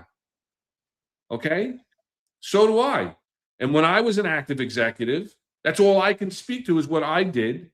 I can speak to what I observed. I can speak to what I'm hearing about from the rank and file today. And yeah, executives aren't doing what they're supposed to be doing. Executives, it's on you to make sure that your members are getting a proper amount of time in between tours. See, I always looked at it as a liability to myself and to the department, because when something happens, remember the line of duty report, you used to have to put their tour down and when it happened, like what hour were they working when it happened. And statistically, the department could look that up and see if police officers are getting injured in the beginning of their tour or towards the end of the tour, which could contribute to fatigue and things like that. So, as an executive, if you saw somebody that had worked 16 hours, okay, I mean, I'll give you an example. Like if you did an arrest on a 4 to 12, and back in my day, you would, if it was deferred, you'd have to come back on the day tour. If you came back and then you send somebody out to start doing patrol, there was a minimal amount of hours between the tour, and they might not really be up to the task and stuff. So there's sleep deprivation and you have to take that in consideration. The tours that that individual worked. So as a liability to the department, this could hopefully will spur some things that say, hey, we shouldn't be tour changing guys after detail. If we have things that other things that are happening, let's bring in other people and put them there, because it's not fair to the officers. And yeah, as an executive, yeah, you can look at that, and I can tell you they probably in 1PP they didn't care how many hours somebody worked. They said, oh no, that's a good idea. Take them from there, move them over here, and then we'll reduce crime in this particular location because of omnipresence or whatever. And they thought it was a great idea. And then all of a sudden something happens. Oh, maybe let's take a better look at that. But they really have to go to the union. The unions need to step up too, because the unions are the voice for the membership. And when management doesn't listen and doesn't do what is responsible, it is the responsibility of the unions. And I'm talking every union. I'm talking the PBA, the DEA, the SBA, LBA, CEA, because across the board, I guarantee you there's people that are working these exorbitant hours, and it's like, all right, don't worry about it. No, the unions need to step up and stand up there and say, no, we're not going to do that. And, demand that it stop. Yeah, and Super Duper Cooper is saying it here. Phil, you have to understand, it's not the old days where we have piss poor representation. They tell us to take the hit. They can't fight the Tish matrix. So, I mean, and Phil's going on and on, about this stuff. But I'm going to get to a comment he makes in a minute that I see a little later on. But I got to try and keep up with this, right? And yeah, again, who's making these details? Because, Super Duper Cooper saying he's getting a traffic detail to go stand out there and watch traffic agents direct traffic at a FIFA event. I mean, it's ridiculous. Who's putting these details together? Right? Utilization of your personnel has to be right. Yeah. We're an hour and a half in. We have 450 people watching on various platforms. So again, if you're on X, we recommend you come over to the lively chat over on YouTube on the New York's finest retired and unfiltered platform. Jump in on the live chat, and you see we're very interactive with our chat. But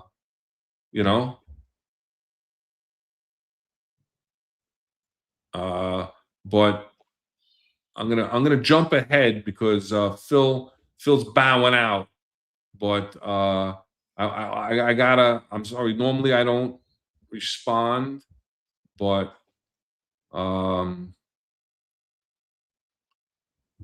where is it? Here, Ron. Did you ever make any changes when you were an executive? He loves the executive in the quotations and capital letters. Dude, don't bullshit a bullshitter. You're obviously a bullshitter, Phil. One of the complainers that probably didn't do much in your career, but you did what you needed to do to get promoted. Obviously, Phil the Heater guy, you know nothing about Ron Lason's career. You know nothing about me. You've listened to nobody. There's been plenty of people in the chat that have worked for me. There's been plenty of people that have come on this show that have worked with and for me. If that was the case, I don't think I'd be that person that you're describing here. I did plenty of changing when I was an executive. It's actually what I was kind of known for, was going in and making changes in places that needed changes to be made. And yeah, if you're talking about changes to roll calls, changes to details, yes, when it was brought to my attention, 100% I made those changes. And I also brought in my staff to make them aware that it was not acceptable to abuse people, no matter how much time they had on the job. I wasn't in the mind frame of, abuse people because they're rookies. Oh, well, use them more because it won't cut into my budget as much. I didn't give a shit. Okay. Yes, I looked out for my membership. I looked out for my cops, and I ensured that my subordinate supervisors did the same. And if I found out otherwise, I addressed it clearly. So anybody in the chat that's worked for me will tell you that. That's why nobody comes in the chat and talks about specific things that I did as an executive or any level supervisor to the contrary of anything that I speak about. So I'm not bullshitting about anything, because if I did, people would call me out on it, because there's a lot of people in the chat that have worked for me and with me. So you got to bow. You got to bow out. I saw in the comment that you're bowing out. I have to bow out here. The podcast isn't helping you.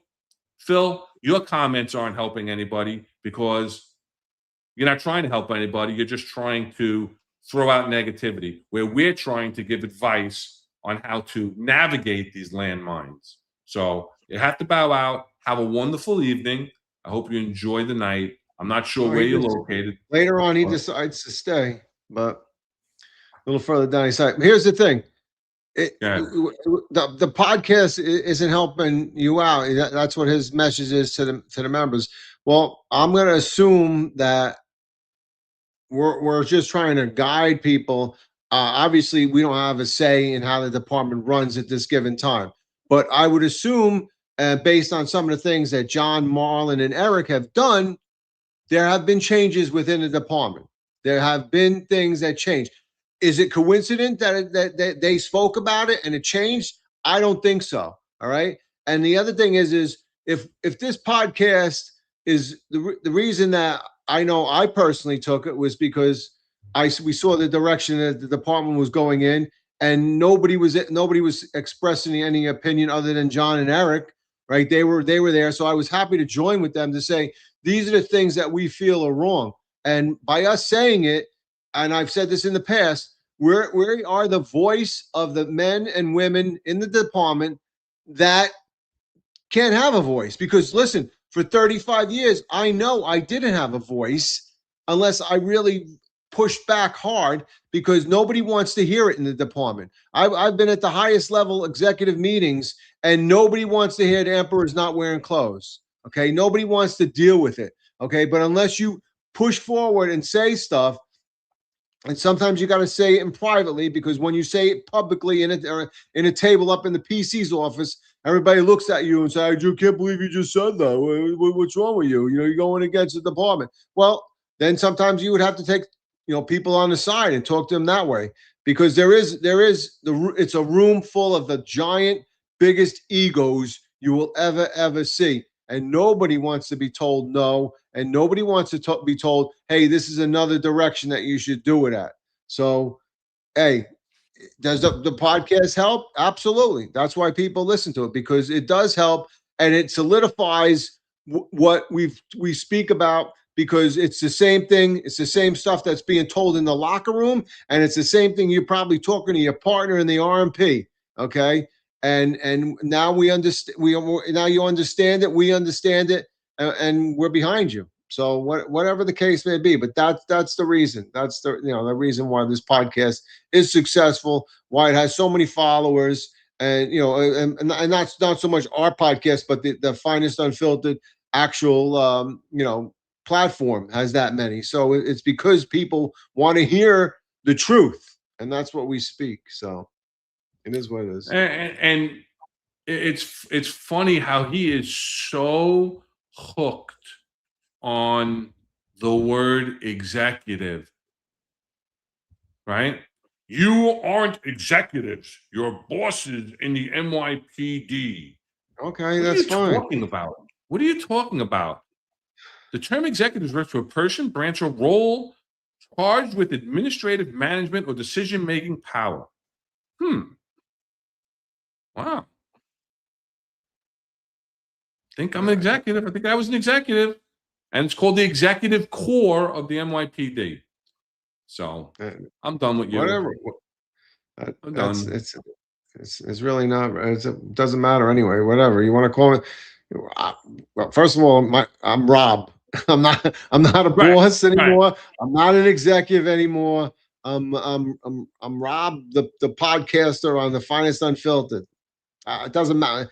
Titles don't mean shit to me. All right. I didn't take tests for titles. I took the test for my own self. I didn't think I was going to be I was be able to get where I got, but we did, because other people recognize what I did. So whatever, it is what it is. So Right. And believe me, if you knew anything about me, you knew that I did not act in a manner that was to advance my own career at the detriment of any of my members. Didn't happen. So no, QC Beast right there. Phil the Heater has EDS, executive derangement syndrome. there you go. You know, Come on, Phil. I think Phil was a sergeant too. I don't know. I'm kind of shocked, but he could pass. whatever. Why? That means he passed. That means he passed the test. Yeah. Doesn't mean he was a leader. Oh, We talked about that, right? The difference between a supervisor and a leader. yeah. Right? You're a supervisor by virtue of your rank or designation or title. Being a leader is not, bitching and moaning all day. All right, let's get back. Yeah, I think Matt says it right there, gentlemen. Don't get hacked by this clown. So Yeah, he's done. I'm. We've wasted too much energy on this. I got too much to do. thanks for being in the chat anyway, Phil. Yeah, we appreciate your support, Phil. You're here all the time. Thanks. We appreciate it. So let's get back to Mayor Mondami.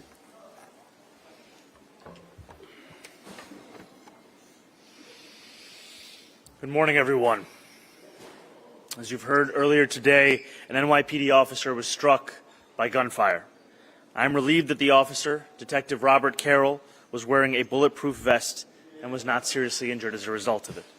Detective Carroll serves as part of a unit and is a husband and father of 3 children. The individual with a gun was tased, disarmed, and has been taken into custody. I want to take this moment to express my gratitude that this incident did not hold more grave consequences, and to Detective Carroll and to every officer who has been safeguarding our city over what has been a busy holiday weekend. Detective Carroll and so many others had been working 12-hour shifts since yesterday afternoon, protecting New Yorkers on the 4th of July as we held complex events like Sail 250 alongside our typical annual celebrations. I am thankful for the NYPD's devotion to our city and the sacrifices so many officers make on a regular basis. It is also not lost on me today that, as the Commissioner said, we are marking 9 years since Detective Familia was targeted and murdered in a similar fashion. I know there are countless NYPD officers and New Yorkers mourning Detective Familia today, for whom this morning's news is a reminder of the risks that NYPD officers assume each and every day, and how we must still work to lift the scourge of violence from our city. What do you think? Well, he says right there he was worked a 12-hour tour, so we already know that there's an excessive amount of time. So I mean, I don't know if he's really sincere about it. He just like he figures he's got a cop was shot and he's got to be there and he's got to say something. And I don't think he's happy about being there, but it is, whatever.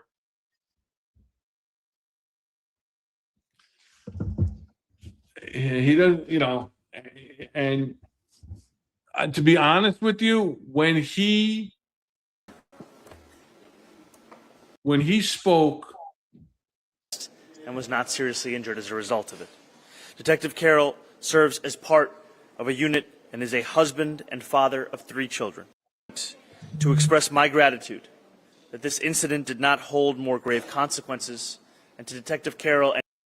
See, to be honest with you, now that I'm listening back in the context of what he's saying, when he says that that this didn't raise to more graver context consequences. Taken into custody. I want to take this moment to express my gratitude that this incident did not hold more grave consequences, and to He talks about the perp being taken into custody and his gratitude that this didn't happen, didn't have more grave consequences. And I automatically think, and I still think now, watching it again, because he says it right after he was taken into custody, that he's glad that the perp was taken into custody and wasn't shot. I don't know that he's talking that there weren't graver consequences on Detective Carroll. Graver consequences, meaning the perpetrator wasn't the victim of extrajudicial punishment, as someone else might say. That, again, he's not supporting the police. He's saying he's glad that the perp was taken into custody and wasn't shot for having a gun, and he just shot at somebody else, and he's holding the gun, you know, with the police. So, Yeah, I mean, it makes sense. The words are spoken in a way that they could be interpreted either way, right? And you really want, when you want at a press conference like that, you need to have your speech prepared so that it favors the people that are there to protect and serve, not somebody else who presented a problem, committed a felony. So yeah, it should have been a little bit more not sincere, a little bit more authoritative to the fact that he was talking about the police officer, and not leave it with an open statement that it could be interpreted that, hey, I'm talking about a person that was tased and then taken into custody. yeah. So So before this comment, I had believed that I had figured out who Super Duper Cooper was. He's not a new person to the podcast. He's under a new handle. And then this comment solidified it for me that this is our friend who ran out of the Blue Bloods family name. So welcome, my friend. oh, Regan, it's Regan, huh? It's I'm gonna place a Kelsey bet on it. Is that the name of the sponsor for the other show, Kelsey? Yes. What's so the yeah. odds? I think the odds are pretty good. I don't think you're making much money on it if you bet with me. But yeah. So again, and what's very strange about the couple of times, because remember, he's not at all the press conferences for police incidences, right? We've seen police incidences where he doesn't show up, where he doesn't talk about the police incident until a secondary question comes up at another press conference about things, right? This is a second press conference in a row where a detective was shot. First one where the union president was there. And he repeats what the police commissioner just said with the information, instead of just coming out and saying whatever he wants to say in support of the police, which is what he should be saying. That's what I take from it. Right. Yeah. Bottom line is he doesn't want to be there. He was woken up, or he was still up and he wanted to go home and go to sleep. So, unfortunately, fortunately, the police officer wasn't really injured, other than some bruising and stuff. So, but yeah.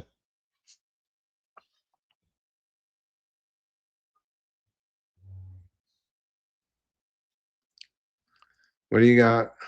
All right.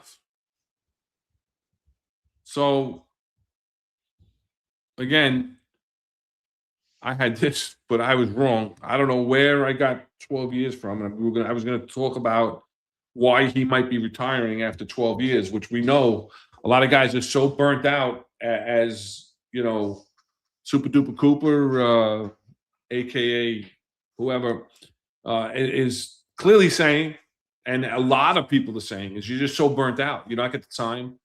You don't get any family time. You don't get time to rest. You don't get the support from the executives in the NYPD. You don't get the support from your frontline supervisors. So the attrition is there, leading to a lack of personnel to adequately man these details that everybody is getting pounded with day after day after day. RDOs are getting canceled. 12-hour tours were put into effect. And so it's difficult, but listen, he got on in 2006. 12 years later, he's a detective. So, he's got a couple of hundred collars. I looked at that too. So, he's out there, he's doing his job and getting ready. Somebody asked me, where's everybody saying he was 10 days from retirement just because of his date of appointment, which was July 10th, right? Yeah. So that's 2 days from now. But did he drop his papers? I don't know. I don't know if he dropped his papers. He's not dropping them now. No. Now he's going to be out for a while.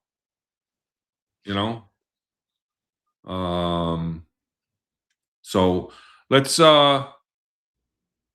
take a listen to what the union president, the DEA union president, was at this press conference. He was clearly absent when the detective from emergency services was shot while making a dynamic entry into a barricaded job. Then showed up later and kind of tried to crop a picture at the same podium to make it appear like he was there at the same time.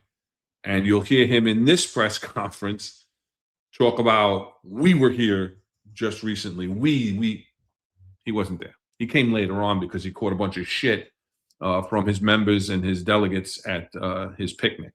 So he felt he had to come. Well, let's listen to what he had to say. Thank you. This has to stop. 3 weeks ago, we had a detective shot in the same hospital. We were in the same hospital. This has to stop. Our members are out there day and night, hours and hours, protecting the people of the city of New York, doing a job that they took an oath to take. And they need to be respected. And thank God this detective is going home. And like I said last time, we're not planning a funeral today, thank God. 9 years ago, we were, though. We need this to stop. We got to respect policing in New York City. You have to respect us. And they have to prosecute this individual. He should not see the light of day. You don't walk up to a police car with a firearm with 4 police officers that worked hours and hours all week long, prior weeks, 2 weeks, 3 weeks, and they continue to do the job. This has to stop. Thank you.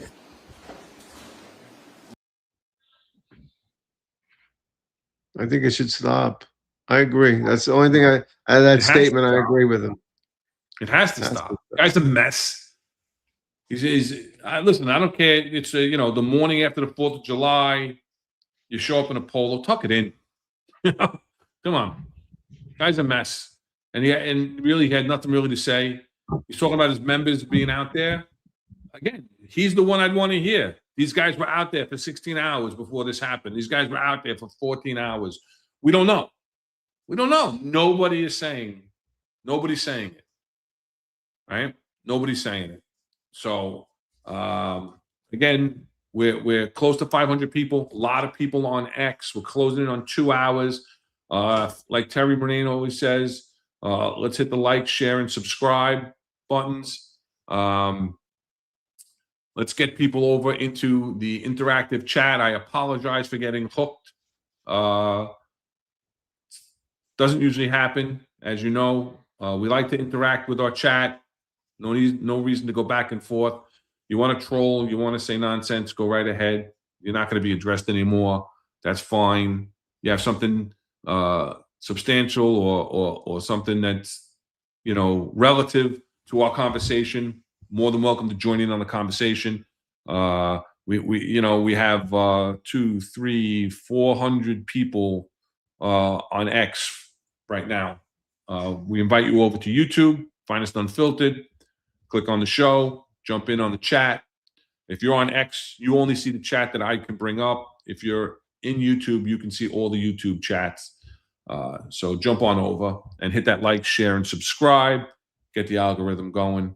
We appreciate you as always. See, you would hope that the union president would, when he stands at that podium, would be bringing up the things that are most important. And it should be, we're looking at how long this detective was working. We're looking at why he was assigned to a different or post changed after the original detail. We're looking to see if he was, notified that he was going to be post changed so that he could prepare himself for his equipment, mentally, physically. Was he ready? Did he get the? I thought it was that you can get an extra hour meal or something. I know there's some contractual thing. If you work over so many hours, you're supposed to get a second meal or whatever. So was that, all the things that a union should be looking at for the betterment of their membership. And I don't give a shit if you're standing next to the mayor and the police commissioner, whoever, but you got to say what you want to say for the union, the members. Okay. What are you looking into? How are you going to fix this? Okay. Not just say it's got to stop. And we were at this hospital. We were at this hospital a week or 2 weeks ago. That's all rhetoric. That's all bullshit. It's the same thing fucking Pat Henry does. It's the same thing that, every other union president does when they stand up there. No, give me answers. Give me things that you're going to do. And they don't. So either they need to get, and I understand there's a problem, and it's always been a problem. You don't know when the elections are. And then all of a sudden, there were, at a certain point, you have to be a delegate to run against anybody. And all of a sudden, the board was unanimously voted in. And you're like, I didn't even know there was a vote, So there has to be more transparency for the unions, because they do need to get better representation up there, representation that's going to take care of them, their members, not worry about going out to a golf outing out in Long Island or sending the canteen and washing their hands of the detail and we're good, because we gave everybody, coffee and water and stuff. So there needs to be a change.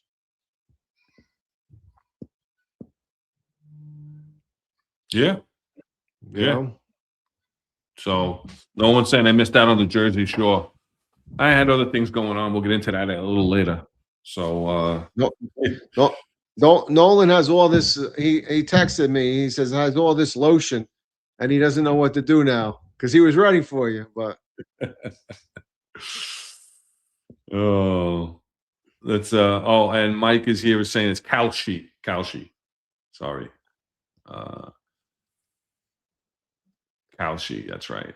So yeah, I mean they're implying that this was an ambush attack, and we don't know. We discussed that already earlier in the show. No reason to go over it again. We don't know the facts of it. Was it an ambush attack? It's not a normal unmarked police vehicle. It wasn't. There was no police markings on it. He had previously shot at an Uber. Was this, However, the initial press conference, which is the only press conference on it, as John mentioned in the beginning of the show, John McCary, is the union and the NYPD have not come forward with any updates or any other press conferences updating the information, updating the charges of the individual, and explaining exactly what those charges were. So, it's questionable, right? But to make the correlation to the assassination attempt and bring up, listen, there's nothing wrong with bringing up, because early morning hours of July 5th, 9 years ago, Minnesota's Familiar was assassinated in the Bronx in a THV, a temporary headquarters vehicle, in uniform. Walked up and the perpetrator shot and killed her. And you know, responding officers did a phenomenal job and took down that perpetrator. But it doesn't take away from the fact that, you know, the NYPD as well as law enforcement across the world are still under attack, right? And again, I had to change this thumbnail. As you see, the male on the top is pointing his finger. The police officer at the bottom is pointing his finger because I had to remove the firearms from their hands due to the current restrictions that we're under.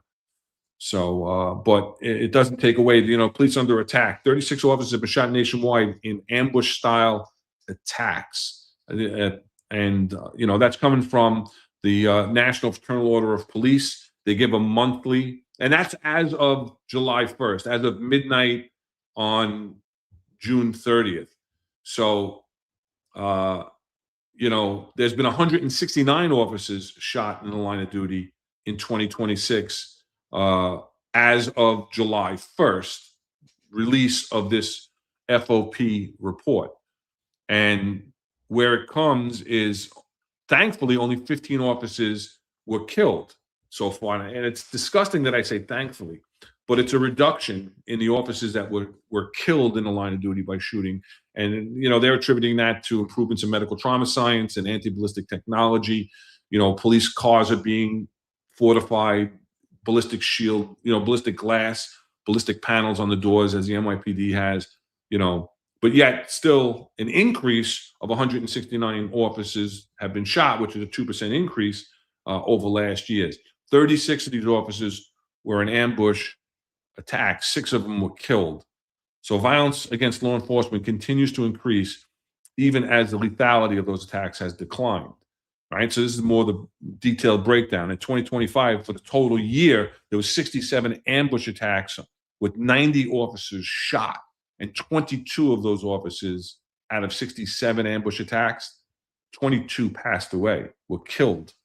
And in 26 this year, there's been 28 attacks, 36 officers shot, 6 of them have lost their lives. So listen, they're all saying I look like, do I look like Kevin Costner? A little bit. It's A little bit, I guess. I'm gonna change my handle. But Okay. yeah, no, it's disturbing disturbing stats. You know, you wonder why people would just you know, look to ambush police officers. You know, listen, I'm not trying to justify it, but you know, you could see an ambush when somebody's wanted on a warrant or something, and they know they're going to be taken into custody.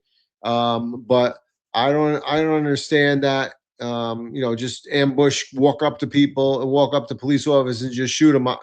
That's incomprehensible. I think that some of it might be due to mental illness. Some of it might be, as you know, like I said earlier, you know, suicide by cop. I don't know, but it's just it's crazy that it could also be that nobody's afraid to go to jail anymore. The you know, unintentional you know, consequences or for fear of that is not there anymore. So I just I question whether or not, you know, things can be done. You know, and you also have to make sure that officers are aware of these stats. You know, is the department giving out these stats? Is the department making sure this information is passed down so that when officers respond to things, it's in the back of their mindset, right? The back of their head that, hey, is this an ambush? You know, you could be called to a domestic case, and you could be subjected to an ambush and stuff. So, you know, that information needs to get put out there because and it could, whether, I don't give a shit if it's given out by the union or it's given out by the department, but that information needs to get out so that you can make that awareness in the back of your mind that you know what, is this, you know, am I pulling up on a bullshit case, you know, tactically, and I've said it all along, you know, tactically approach a car, right? Don't get so used to the same, you know, car stop all the time. Tactically approach it. Same thing going into a domestic, right? We don't stand in the funnel of death. You know, stand to the side of the doors.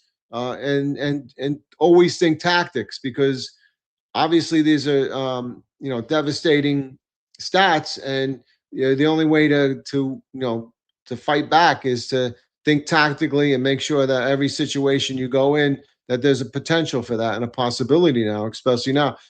Sometimes you see people pull up on a 911 call, and they just start firing at them. So it's like it's Yeah. crazy. So, and the other thing is when you going in a house and there's somebody that's hiding somewhere and ready to ambush you. So you always have to be on guard. No, absolutely. And it's not just shootings. It's not just shootings. We've seen attacks on police officers throughout the world, throughout the country and the world.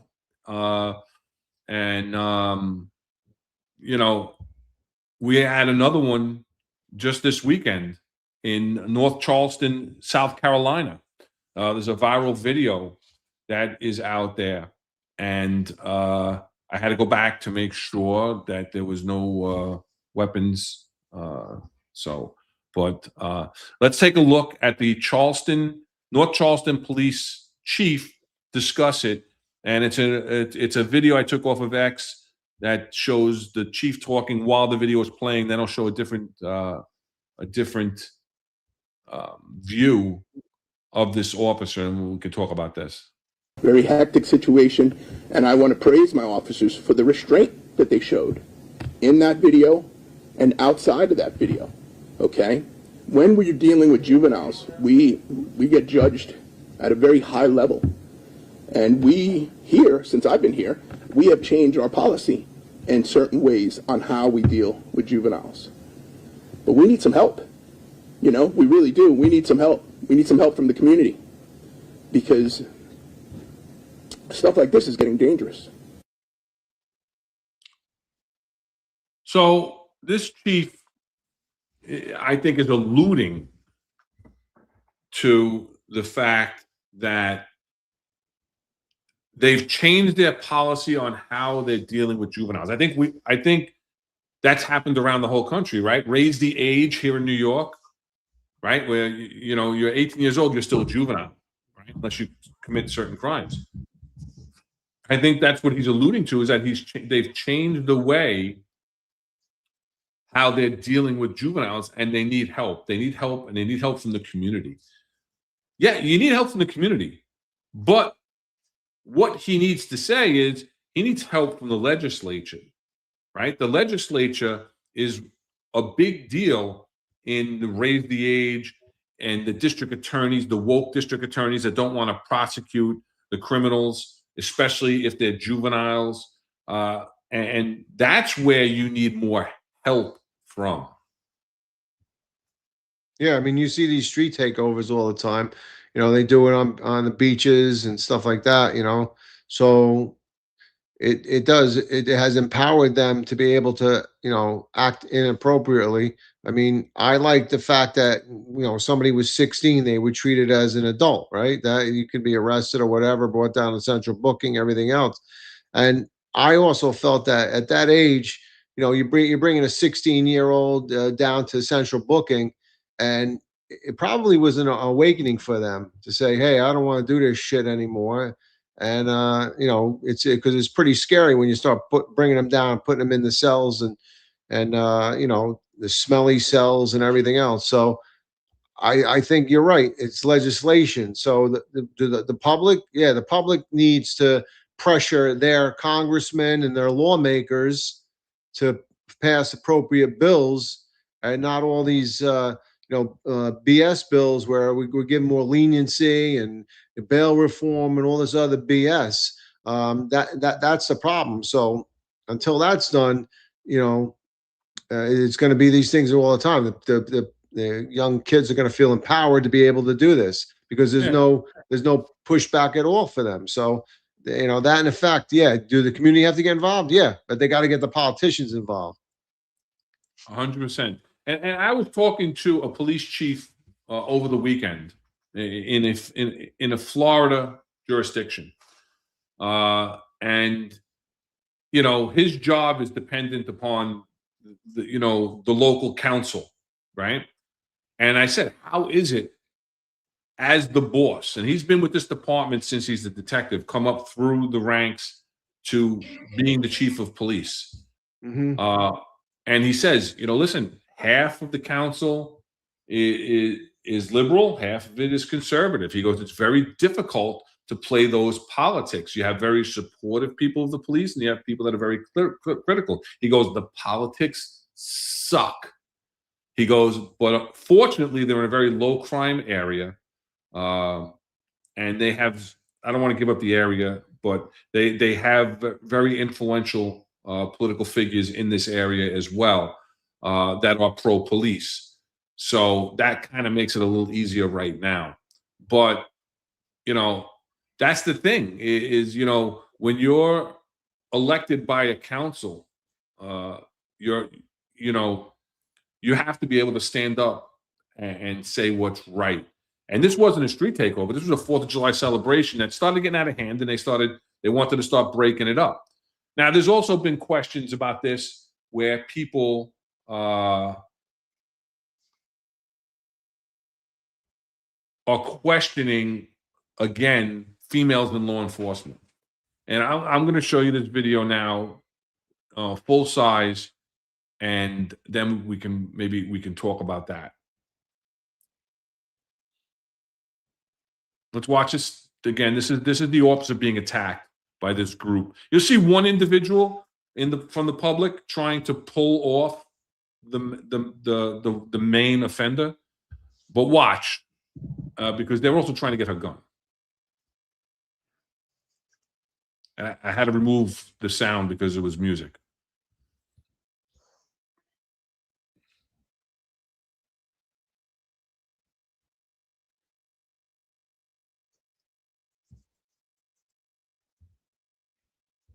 But just watch this animal is trying to get her gun. Right here. Right here. You see that? She's going down to the ground, and he's trying to get her gun. And she did a hell of a job on firearms retention. Then the cavalry came in.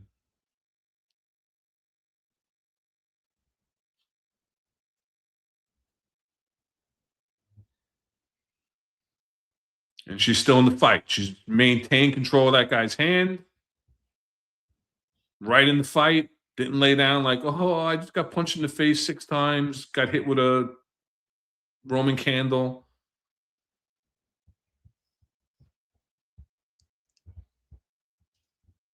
What do you think? Yeah, I mean, when you talk about the politics involved and stuff, that is a good reason why the citizens, elect, and we spoke about it at different time, elect the chief or the police commissioner through votes. I'm not saying that much would probably change within the city of New York, but in jurisdictions down in Florida, when things are voted upon, it depends. The laws may be in favor of the young children and juveniles, but the sheriff is still empowered to do what he has to do or what she has to do to do the job. So yeah, and kudos to that officer for staying in the game and her gun retention and everything else. I mean, she did a good job, and she kept them engaged until help arrived. So it was good. She's did a good job there. Yeah. No, I agree. They just she stayed in the fight, and people are questioning, and listen, I've said it in the past before. I've worked with females that I'd much rather be sitting next to in a police car throughout my tour in case something happens than some of the guys that I've worked with, without a doubt.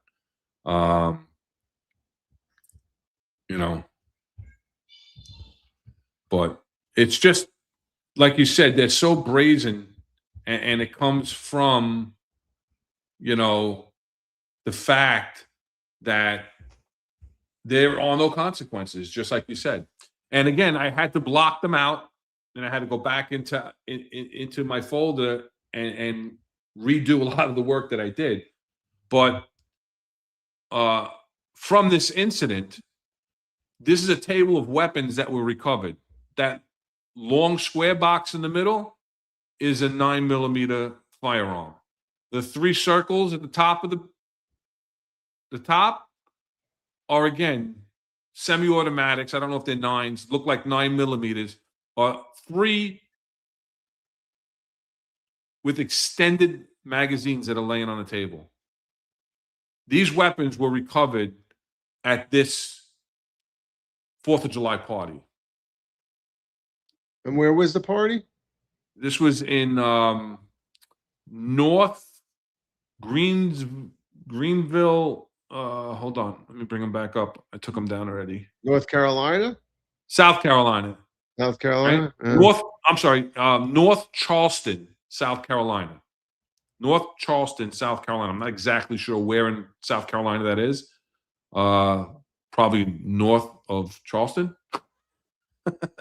but look, you got 4 semi-automatic weapons, extended magazines that are fully loaded, as well as this weapon that was recovered. And I blocked it out because I don't know if we're going to get in trouble for showing knives as well. But this is a knife. You can see the handle of the knife at the end of the stick here, tied together. And then this gray area is the full extension of the blade of one of the weapons that was also recovered at the scene. But again, I didn't want to get us in trouble, so I blacked it out. But, just a family barbecue, right? Reminds me of the old family days. Yeah, I mean, some of the guns, depending on the age, they may be legally allowed to carry, but I mean, making shanks and long, knives on sticks. Obviously, there's some, there's some ill intent there. Yeah. So, either even way, with- they're not afraid. They're not afraid of the law enforcement. I'm sorry, go ahead. I was saying they're not afraid of law enforcement. They're not afraid of getting caught. So, And I doubt that those extended magazines are legal, even in open carry states. I don't know. Isn't there a federal magazine capacity limitation? Is that federal, or is that in New York State where it's 10? I know Except it's for New law York State. No, New York State. I can carry what I want down there. As law enforcement. No. I have a regular carrier's license. So In Florida, you No. mean? Huh? Florida, you don't need a license, right? It's open carry. I got state. one anyway, though. Yeah.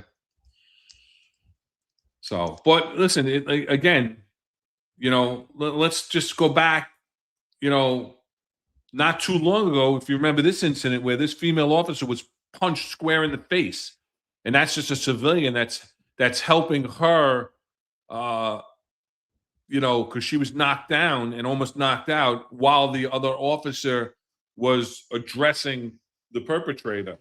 It's not like the officers ignored her.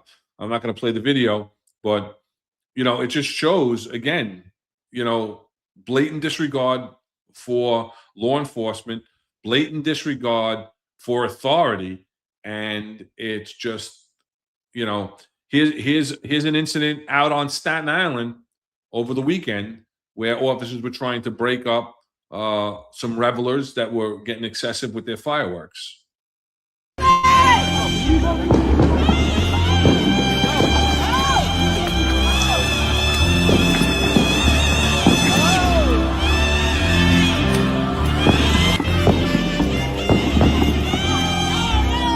Yo, chill.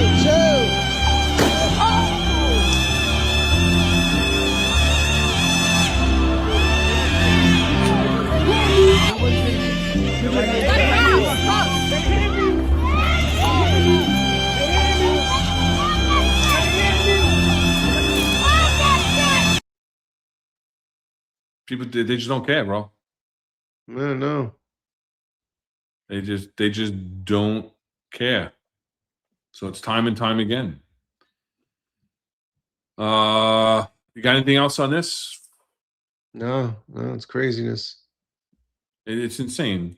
So another interesting thing that happened over the weekend, I just wanted to bring up I edited the clips together so you can see it. But you saw that seaplane that went down in the East River between Brooklyn and Manhattan.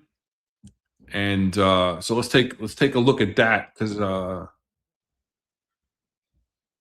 that's the other one here. Oh my god. Oh my god. That was entirely too close. Forced to make a hard landing in New York's East River. The single-engine aircraft came down between Brooklyn and Queens.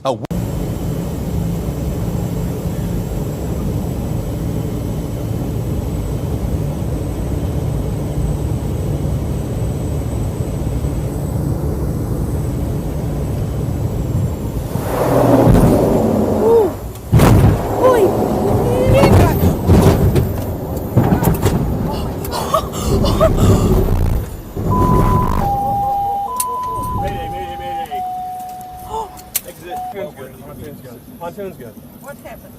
Pontoon broke. Still broke? Yeah, we're okay. Pontoon's still. Oh my god, should I'm doing? Oh my We god. need everyone to put your PFDs on. Okay? Where are they? Where are they? So I love the end. I mean, it was a scary thing. I mean, the water didn't look so bad that it should have been such a hard landing. But the strut by where the pontoon is gave out after it bounced a couple of times, and then the wing hit. And the interesting thing to me was the pilot. I mean, he was calm. That was great. You might want to put on your PFDs, right? Which we know is a personal flotation device. You're telling civilians in the back of a sightseeing plane, you might want to put on your PFDs. I just thought there should have been maybe some clearer instructions given. What do you think? Is that the East River? Yeah, that was the East River. Yeah, because I think 92 Charlie was right. That's Harbor Charlie's area. It could also be Harbor George, also on the East River, but depending on where it happened. But listen, seaplanes. We used to get 911 calls all the time when a seaplane would come down, and it was a standard landing. Like people would call 911 and say a plane just went down in the East River and stuff. And then no, I think there's a seaplane up like Orchard Beach and stuff. So, but yeah, I mean the calmness of the pilot was good, and I guess my personal opinion is helicopters, airplanes, sightseeing bullshit in New York City, don't go on them, okay? Because there have been numerous incidences of sightseeing helicopters and these sightseeing planes. You don't know the maintenance records. You don't know if everything being done appropriately. So I'm sorry. My suggestion is you don't get on one of those. There's other things you could do. Go to the top of the World Trade Center or the Freedom Tower. You can actually go to the top of the Empire State Building. In fact, now they let you go all the way to the top on the antenna, and you can do wedding proposals and things like that. So it's very accommodating. But I think you need, but thankfully they landed appropriately, and yeah, I'm glad to see that. I'm sure Anthony Russo was happy to see that. The harbor unit was the first unit out there to respond on the scene. So I think they did a great job. The pilot did a great job.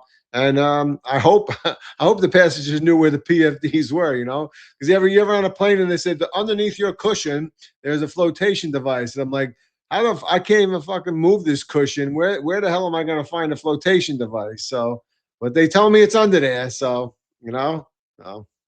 but yeah, crazy stuff. I'm not sure if it's. Oh, again, I gotta take that down. Sorry, guys. This is a self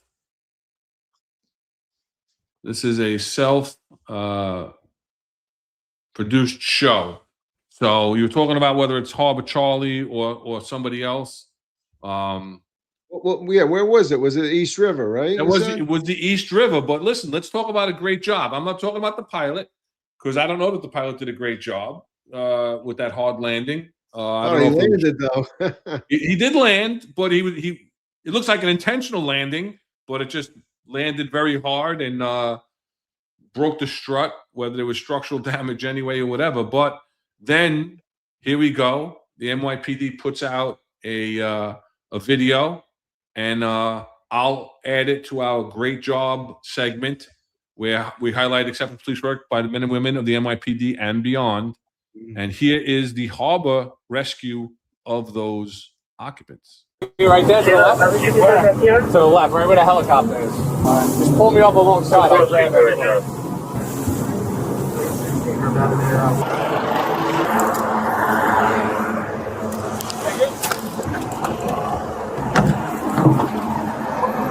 How many people you got? No injuries? Okay. You guys want to take them off? Put them on us? Yeah. All right, come on. Yeah, come this way. Come this way. Come this back. Yep, keep going. Go right in there. Yeah, go right in there. Anyone missing? No. No missing, no injuries. You're going to go right in there, okay? Come with me. You're doing great. Watch your head. Watch your head. You're doing really good.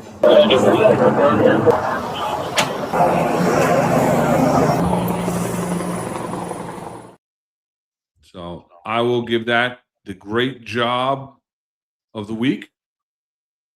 Going there, giving clear direction. They found their PFDs, as we saw. They were wearing them. But I don't think you can identify who's there, right? No, I don't know. I know, but I know 90 Charlie saying it, that the Hudson River is Charlie, but it's also Harbor David, because there's a temporary harbor launch that's by the Intrepid. But yeah, they did a great job. You know, first took control. You know, they secured the plane, right? That's another issue that we've had before with Sully's flight. That plane floated way down the Hudson River a long way before Harbor was able to secure it. So they did a great job all around. I mean, I think the pilot did a good job. They stayed calm and everything else, and I think definitely the Harbor unit did a great job. You know, securing it, asking the right questions. Right?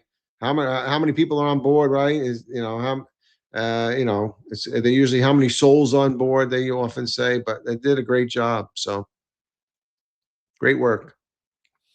All right. Anything else on that? Let's open it up to our new updated Ask an Executive graphic due to comments made by some people about some errors in the thing. I was able to clean it up a little bit. You got your star on your shield now, and the flags are correctly posted. So this is the Ask an Executive, where Ron and Rob answer questions from the chat. Could be either on topic or off topic. We're 2 hours and 23 minutes in. Again, a lot of people want to ask us questions. You can send us questions to the Executive Perspective at gmail.com or DM us at the Executive Perspective on X, or you can ask us a question right here in the chat. I think there was one question I starred. It's from Detective Nolan. Ron, would you consider having Stephen Bishop Lee on your show? I have no desire to have Stephen Bishop Lee on my show. He's been on the other show. He hasn't requested to come on our show. I don't know what the beef is between the two of you guys, but not going to hash it out here. But no, he's not a guest that we have considered bringing on, and not that I have anything against Stephen Bishop Lee. So if you have anybody have any questions, pop them into the chat now, and we'll see. There was one question in the email. I'm not going to say who it's from.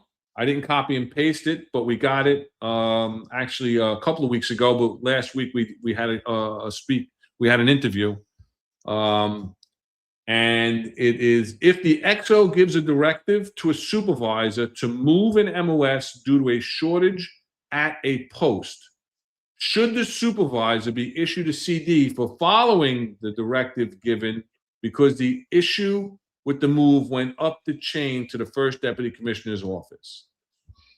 Now, I may not have asked this question. We may not ask this question prior because it's a little confusing. I'm not really sure exactly what you're asking. If the XO gives directive to a supervisor to move him MOS due to shortage of a post, that's it. The supervisor moves the person. If the XO says move Ron Layson over to Nostrand and St. John's, Ron Layson gets moved over to Nostrand and St. John's. The supervisor should never be issued a CD for following that direction. It doesn't matter. If it goes up the chain to the first deputy commissioner's office, then it gets kicked back to the XO. Right? The XO is the one that gave the direction. You see anything more in that question? I'm totally confused with the whole question. I'm sorry. I know. The XO moves you, you get moved. You know, If if it's the a XO law, moves you, you Yeah. get moved. And if somebody says, "What the hell are you doing here?" Well, the XO told me to come here. If they have a problem with that, it's got to go to the XO. The supervisor would never get a command discipline for. Well, let me not say would never, because stranger things have happened, and we don't know the entire context of that. But that came on our the executive perspective at gmail.com. So we do read the emails. We will respond, and we will bring up the question on the show if relevant. Tried to make some relevance out of it, but I don't know if we answered your question. But that's basically the answer, right? I mean, the XO tells you to. Yeah, I'm going to say if it's a lawful order, it's Right. a lawful order. So that's what the main thing there is a lawful and legal order. So Jack Greco 1. What happens to RMPs that catch a bullet hole? It depends on the case. It's actually evidence, right? Like some other evidence, possibly the district attorney will let you photograph it, fix it, and put it back out on patrol if it's not any kind of structural damage. Listen, sometimes if the bullet hole's in the door, you may remove the door, keep the door for evidence. The door may need to be cut open, right, to retrieve the round that's in it. So there's different things. So do you got anything more on that one? no, I agree. Mikey G is saying, what's the real reason behind it didn't show the picture of the suspect? No mugshot, no background info on the suspect. Do you think he belongs to some radical political party? Mikey G has asked this question, or some portions of this question, throughout the show. What do you think? Yeah, I mean, it very well could be. We don't know. That's the problem, and that's what leaves us to speculation. Like we said, yeah, could it have been a terrorist attack? It could have been anything, right? And not to say anything means are we hiding something or are we covering up something? Is there something bigger that was going to happen? We don't know. But yeah, I agree that there could be anything.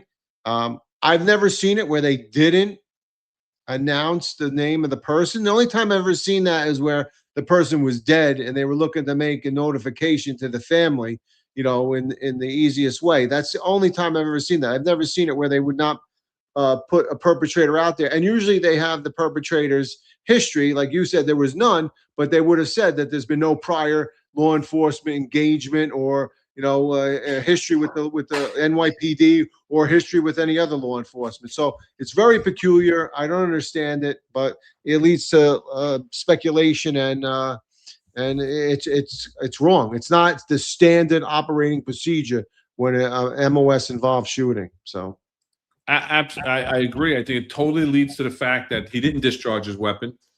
So there's no attempted murder on the police officers. Here, he's in possession of a firearm. They have him on video discharging a firearm prior, so he has those charges that are unrelated to the incident with the police. And then Tommy Joyce is helping us out. Photograph, document, memorialize, remove the door if necessary, back in service. That's from the squad. That's from the squad's perspective. Let's go back up here. Your thoughts on the Empire State Building climbers? You alluded to it. What do you think? Because your guys used to have to deal with it, and your guys went up there and had to bring their asses down. Right. So in my personal opinion is there was a breach in the security, and I saw somebody somewhere said, "Hey, there's anybody looking for a new director of security because the Empire State Building is hiring." Because that person should have not been able to, those two people should not have been able to get up there. I know they're professional climbers. So, but they found a means of egress through a hatch, well, from what I understand, that allows them to get up to the antenna area and were able to climb.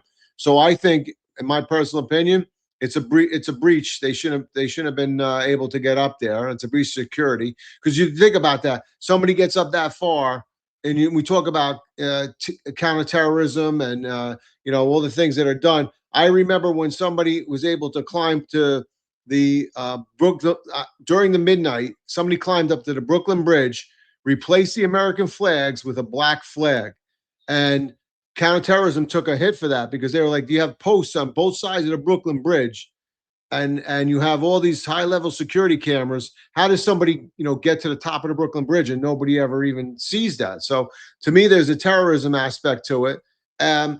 I mean, okay, was it really cool that they got engaged on the top? I mean, there really was like no political statement, just a peace statement. Yeah, that's all nice, but it's still totally illegal, and they shouldn't have done that. So I think they should be charged for the criminal trespass that it was, because there's no, enter and remain unlawfully. There's no burglary. There was no intent to commit a crime. So they are in. But I think that's a big problem that they were allowed to get all the way up there. And first of all, ESU, even though they're specifically trained for those high level rescues and stuff, it's dangerous. All right, they're going to be tied in. These people aren't tied in. You got to get them in a rescue harness. There's a lot of work that goes into that, a lot of preparation. So it took up a lot of resources, but I think they should be held accountable to the extent of law that's necessary, and there should be some sort of change in the procedures in the Empire State Building, so somebody does not and have the capability of doing that. I've seen people scale the outside of the Times building and things like that. All right, that's unpreventable. But this person came from the interior and was able to get out to the exterior antenna. So I'm thankful that the issue was able to get up there. I think they waited for them to come down, which would be the normal thing, and they did. And then and luckily, they were taken into custody without any incident. Yeah, but they need to be prosecuted without a doubt. Yeah. You need to have consequences to prevent these dangerous actions from happening in the past. Bisky is 824 is saying the perp is out on bail now. So yeah, probably. Yeah, wouldn't be surprised. And again, Tracy Brovan 3997 is saying that perp should have no bail. Again, we don't know that they even knew that they were cops, and the ambiguity in the press conference and everything else kind of leads all that way to that.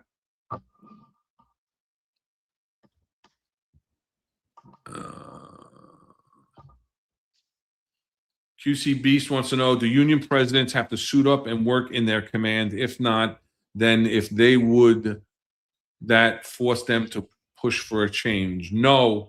Union presidents and vice presidents have what's called a 100% excusal. They're excused 100% of the time.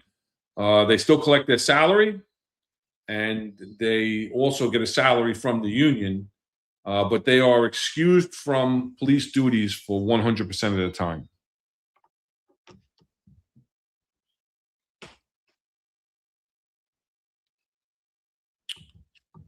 And then Mikey G, I have a question. Why wouldn't the press conference state who the perp was, and haven't they seen the mug shot? Do you think he belongs to some political? All right, we talked about that already.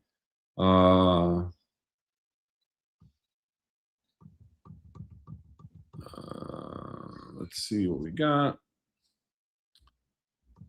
Okay, Phil the Heater guy has a question for you, Rob. Is it a lawful order to require an MOS to go to a post after returning from an ordered overtime tour, and now the supervisor and executive is requiring the 4 MOS to go to a new overtime post. Yeah, it's definitely a lawful order. I'm not saying it's a smart order, but it's definitely a lawful order. And you know what?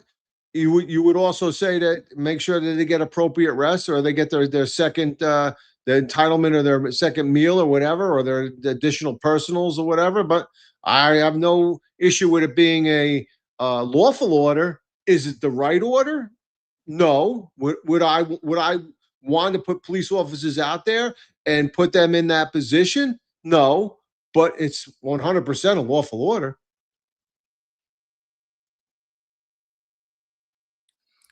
Yeah, I mean, you're on overtime, you're there. We need you someplace else, you go. And again, it depends also, it's a lawful order that, did they have enough time off in between tours and things like that? Is doesn't make it a lawful order, but it does violate your union protections where you have, the union can put in a grievance. But we see where those things go. And then Tommy Joyce is reminding us of Philippe Petit, the World Trade Center in 1974. That was a good movie, right? Yeah. Uh, I think Mikey G was saying, "Hey Rob, I remember the flag being white on the top of the Brooklyn Bridge a few years ago. It may have been white. I think I said black, but I think it was white when they did it on the midnights. I know counterterrorism. Like I said, it was at the Lower Manhattan security initiative. They took a hit too because they have all cameras and stuff. Have you ever been in there? It's like an amazing amount of cameras, and they have like even before AI, they have these smart, intelligent cameras that if somebody puts a let's say a briefcase down and leaves the briefcase and leaves, the camera would automatically say, "Hey, there's an object that was not there before and is now there." So it becomes then a suspicious package. But yeah, they didn't catch the guys, putting those flags up on the top of the Brooklyn Bridge. And I know there was that. I know aviation had to start doing directed patrols then afterwards. If when they were out on patrol, they would fly over the Brooklyn Bridge to make sure that there was nobody, climbing up on the bridge again. all right. You got anything else before we got some shout outs to do? You want to answer Super Duper Cooper? What's the easiest way to get 3/4? I personally wouldn't know. I'll tell you the easiest way. It's definitely not to get T-boned in an R&P accident, have the No. need for a 2-level fusion and refuse to get the surgery and get denied 3 times. So not every executive gets 3/4. I don't even know if he's meaning that. I think he's asking us, what's the easiest way to get 3/4? And the easiest way I would say to get 3/4 is when the operator of the RMP is driving crazy fast, you take your trigger finger and you put it right on the dashboard. So God forbid anything happens, crushes your trigger finger, and you're gonna get 3/4. To me, that's the easiest way. But All right. Anything else? We're gonna go to some shout outs and then okay. that's it. Tommy Joyce is in our chat today. And as everybody knows, the 10-4 Tavern, a member of the Finest Unfiltered family, they closed up shop after 53 episodes. They did 52 episodes and then a finale where we were both graciously invited to join and reminisce, go over some past episodes. And so Tommy Joyce and Pete Faselli did a wonderful job bringing great guests on. Tom, they have a lot going on in their personal and professional lives, so they had to end the show. As you know, listen, we're not doing this. We're not making money. We're doing this to try to get out information and help members. Tommy and Pete, they were having, telling the stories that needed to be told by those who needed to tell them. that's, was a great show. We're going to miss them. Tommy, quite a few months ago, after we had a meeting, production meeting with the entire Finest Unfiltered staff, he talked about it on the finale. He saw that, possibly doing videos instead of just putting out tweets and putting out posts on LinkedIn and whatnot, that putting out videos might draw in better characters. And he always did his videos with his two dogs, Moxie and Maisie. And they were always there, right there, outside, General Lee, the donkey next door, in the kitchen getting a little snack while Tommy was preparing his meals and everything else. For those who followed the show and know, and Tommy's saying the videos crush the static images all the time. I think that Moxie and Maisie had a lot to do with it. They're my two favorite social media influencers. But those of you who did follow the show and were aware that Moxie was having some serious health issues, and unfortunately, Tommy and his family lost Moxie over the weekend. So we wanted to give it a moment of memorial and say, God bless you, Tommy, and your family. We know that pets are part of the family as well. And so it's very difficult. We know you're going through a difficult time. Maisie's going through a difficult time now with separation. We see that with pets all the time too. But here you had Moxie for all these years, and we wanted to just give a moment to acknowledge you, your family, and the memory of Moxie. Yeah, no, I mean, having lost a dog almost 2 years ago, it's one of the hardest things you ever do. I mean, they are definitely part of the family. They like Housing for Life says there is unconditional love. They will follow you around. They want to be with you. They're sad when they're not. So the fact that Moxie had came into all of our lives, we're very thankful, right? So as much as I love Tommy Joyce, I really watched the dogs when Tommy was doing the videos. So to me, it was great. And Moxie, they talk about over the rainbow for the dogs, that the dogs will go over the rainbow. And then, I hope that, someday we're reunited with our pets, because they are truly the best thing that come in our lives. And they're very helpful to us and get us through things that they probably don't even know that they're doing. So I like you always say, better to have, loved and lost than not loved at all. So for Moxie, thank you for your years with us, and you're truly missed. And Tommy, our heart goes out to you and your family, because like Ron just said, they are part of your family, and you'll be missed, Moxie, but you'll be forever in our heart. Yep. All right. And then also last week, I brought up, gave a special shout out to my mother-in-law, who had recently gone through some medical issues. Thankfully, her surgery went well. And yesterday was her birthday. So I just want to give her a shout out. Happy birthday to Tina. And we're so glad that you're feeling better.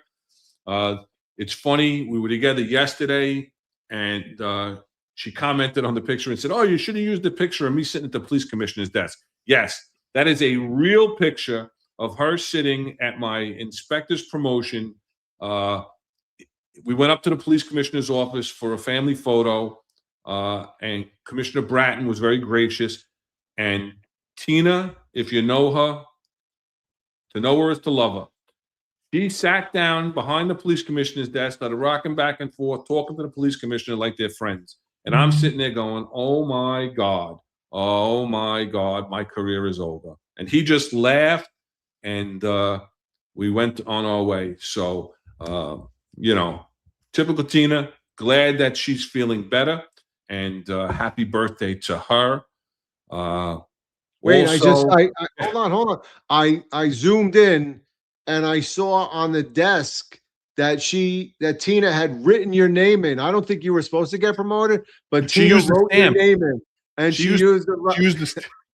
yeah. So not only She is used the it a stamp. happy birthday for Tina, but she took care of you that day. So there you go. She was trying to Now get me we all promoted to know. chief. The stamp didn't work though. There was no ink. There was no ink on it. I don't know.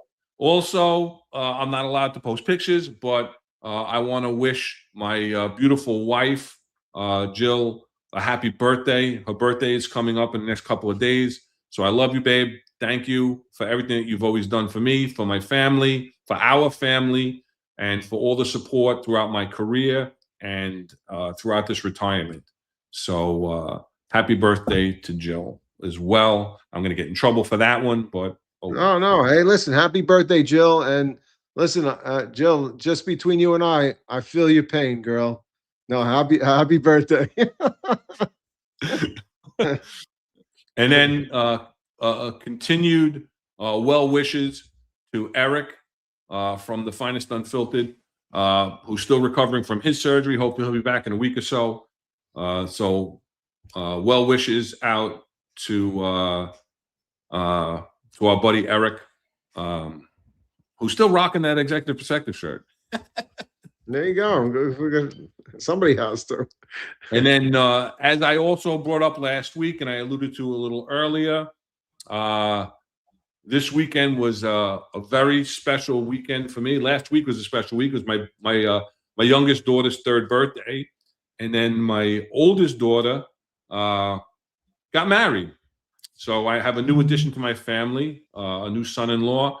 But it was an emotional day because I'm just like an emotional wreck, and everybody that was there knew it was coming.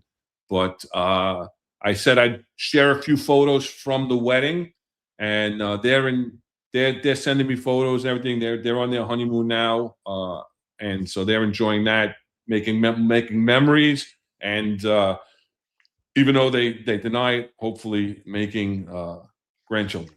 So, but here we are. One of the proudest moments. You get to walk your daughter down the aisle. And then here's a picture of them taking their vows. That's my son-in-law, Ryan. So congratulations to them. And then I got to take a picture afterwards up by the altar with my beautiful bride with a new name now. And then, as we just stated, right, dogs are part of the family. I hope the Monsignori's not watching because the dog wasn't supposed to come in, but after the church, they were able to bring their dog in. That's Kane in his tuxedo. And so he was able to come in and take a picture. And then they didn't have a limo. They had the Long Island trolley that we were on to go to the church, from the church to the reception hall out on the Nautical Mile. Where we had a couple of special guests arrive during the wedding reception. And I know you're a Rangers fan. Yeah, I know you're a Rangers fan. That picture does not excite me at all. They excited the crowd. They were very good. That's the official mascots of the New York Islanders. So that is Sparky and Niles. So that's they had a great time. They came down, and I have one more. I don't know why it didn't load up. I think I didn't have room at the time. You're only allowed to load up a certain amount of pictures. And they decided to sit back and kick up their feet at the dais. And Niles is trying to get a beer open, but his big hands had a difficult time. And Sparky's just kicking back, looking for the waiter to bring him over some food. So yeah, thank you for all the congratulations. And you got a note spot on because Tommy Joyce is an Islanders fan. I still like Tommy, but He should be who plays in Virginia? I don't know. I don't know who plays down there now. They don't have ice in Virginia. They don't even have ice, right? Yeah. But so that was a fantastic, great weekend. And so that being said, anything else, Rob, before we completely wrap this up? No, congratulations to you and your family. I mean, Thank it you. looks like you really had a good time. So that's the perfect. Best wishes to the happy couple. May they have many years together and be happy. Yep. Yep. Definitely. So appreciate it. Appreciate all the comments, all the congratulations in there. And so then, all right. So Friday, there may or may not be a show. It was announced today. John will be traveling, so there may not be a show. They may put on a repeat show. And then they'll be back there Monday, Wednesday, and Friday, 0805. We're back again next Wednesday. Oh, we won't be back next Wednesday. I'm sorry. You may be back next Wednesday with a special guest host. I'll be off. We talk about all these notifications, all these details. I got a must appear notification for next Wednesday night where I can't do the show. So it's a must appear for a family event. So I can't be here next Wednesday. So Rob will possibly be here. If the show can't work out, we'll try to do a Thursday show, but follow us on X at the exec perspective. At exec perspective. There it is. Follow us on X at exec perspective for updates on next week's show. So until then, everybody, be safe. Thanks for watching. We appreciate everybody in the comments and the chats, as we always say. Very interactive, and we enjoy it. So until next time, everybody, be safe out there.